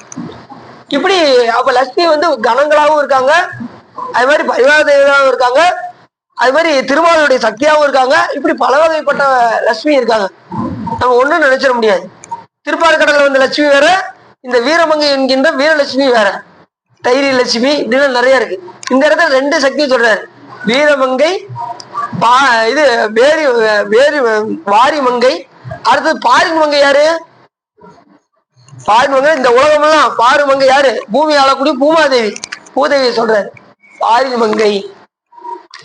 வீரமங்கை வாரிமங்கை பாய்மங்கை மேவுகின்ற, அத்தனையிலும் விளங்கி தோன்றுகின்ற மேருமங்கை ஆள வந்த உருத்திரமேரு. மேரு என்பது உருத்திரமேரு என்கின்ற தளத்தில் உரைகின்ற பெருமானே, என்னுடைய இந்த பிறவியை நீங்கி தன்னுடைய திருவடியை அணைந்து உன்னை எப்பொழுது நான் உன்னுடைய அந்த 6 முகங்களையும் அந்த 12 திருத்தோள்களையும் அந்த வேலாயுதத்தையும் நாம் என்று நினைவோனோ என்று இந்த பாட்டுல சொல்றாரு. இந்த பாடல் எங்க பாடப்பட்டது? உத்திரமேரூர், காஞ்சிபுரத்துக்கு பக்கத்துல இருக்கு இந்த திருக்கோயில். அங்கே விளங்குகின்ற முருகப்பெருமான். அங்கே வேலாயுதம் எந்த அளவுக்கு உள்ள போயிருக்குன்னு சொல்ல முடியாது. அப்பேற்பட்ட புகழுடையது அந்த ஊரு. போனா கண்டிப்பா காஞ்சிபுரம் போனா அந்த உத்திரமேரூரை கண்டிப்பா நாம பார்ப்போம். பார்த்தலாமா? அப்படிப்பட்ட தனிச்சிறப்புடைய இந்த பாடல் அருமையான பாட்டு. தோலெலும்பு சீனரம்பு தூள பீலை துன்று கோளை பொங்கு சோரி பிண்டமாயிருண்டு வடிவான தூளபங்க காயவம்பீலே சுமந்து நான் மெலிந்து சோர்விந்த நோயகன்று துயரார ஆழமுண்ட கோணகண்ட லோகமுண்ட மாள் விரிஞ்ச ஆரணங்கள் ஆகமங்கள் புகழ்தாளும் ஆனனங்கள் மூவிரண்டு ஆறிரண்டு தோளுமங்கை ஆள்வென்றி வேடுமென்று நினைவேனோ வாழ தந்திர சூடி சந்த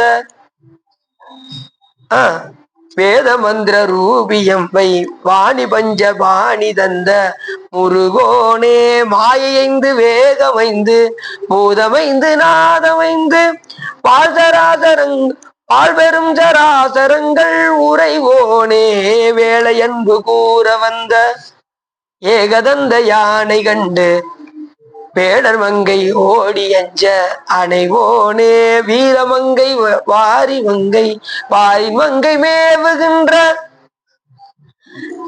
வேறு மங்கை ஆள வந்த பெருமாளே என்று மிக அற்புதமாக இந்த பாட்டை இப்படி பாடினா ரொம்ப சந்தோஷமா இருக்கும், அருமையா இருக்கும், அழகா இருக்கும், அற்புதமா இருக்கும். வீட்டுல போய் இந்த பாடலை கண்டிப்பா நீங்க என்ன செய்யுங்க, பாடி பாருங்க. அருமையான பாட்டு. தோல் எலும்பு சீனரம்பு பீலை துன்று கோலை பொங்கு சோரி பிண்டம் ஆயிருண்டு வடிவான என்ற இந்த திருப்பாட்டால கண்டிப்பா என்ன செய்யுங்க, வீட்டுல போய் பாடி பாருங்க, ரொம்ப அற்புதமா இருக்கும் என்று சொல்லி இதுகாரும் உள்ளம் நிறைந்து போகை சிறந்து இந்த திருப்புகழ் பாடல்களினுடைய விளக்கத்தை நீங்கள் கேட்டதினால் உங்களுடைய வல்வினை கரைந்து திருவருள் உரையும் என்று சொல்லி திருப்புகழ் பாடி அடியன் உரையை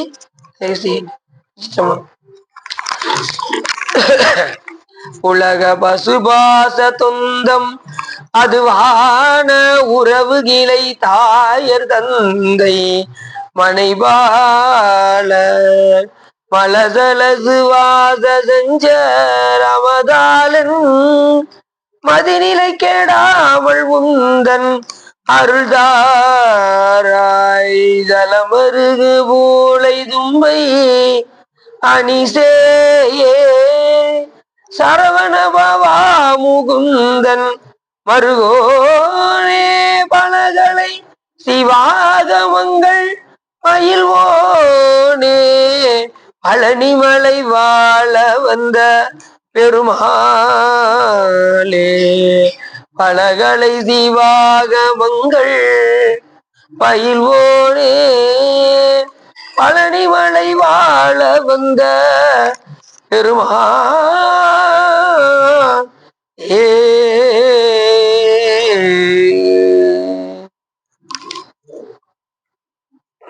கைலாய பரம்பரை சிவஞான போத நெறி காட்டும் என்னை பயிர்வாய்மை கண்டான் சந்ததிக்கோர் மெய்ஞான பானுவாய் உயிலாரும் பொழில் திருவாவுட்டு தெரிவான் குரு நமச்சிவாய தேவன் சைலாதி மரபுடையவன் திருமரபு நீடூழி தலைக மாதோ பான்முகில் வளாது வெகுமணி விளம் துறக்க மன்னன் கோன்முறை அரசு செய்க குறைவில்லாது இருள் வாழ்க நான்மறை அரங்கள் ஓங்க நற்றவம் வேள்வி மல்க மேன்மைகள் சைவ நீதி விளங்குக உலகமெல்லாம் பையம் நீடுக மாமலை மண்ணுக விரும்பிய அன்பர் விளங்குக சைவ நன்னெறிதான் தலை தொங்குக தெய்வன் திருநீர் சிறக்கவே என்றும் இன்பம் பெருகும் இயல்பினால் ஒன்று காதலி துள்ளம் ஓங்கிட மன்றுளார் அடியார பிரான்புகள் நின்றதெங்கும் நிலவி உலகெல்லாம் ஆதிரி தடந்தோர் வாழ்க அருமுக வாழ்க வெப்பை கோரு செய்த ஐவியல் வாழ்க குக்குடம் வாழ்க செவ்வேல் ஏரி மங்கை வாழ்க ஜானதன் வணங்கும் வாழ்க மாறில்லா வள்ளி வாழ்க வாழ்க சீர் அடியாரெல்லாம் வாழ்க சீர் அடியாரெல்லாம் வாழ்க சீர் அடியாரெல்லாம் பார்வதி பதையே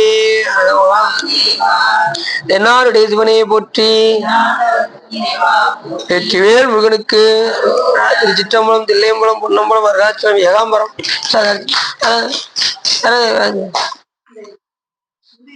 சரிங்களா? வாங்கணும் சரிங்களா?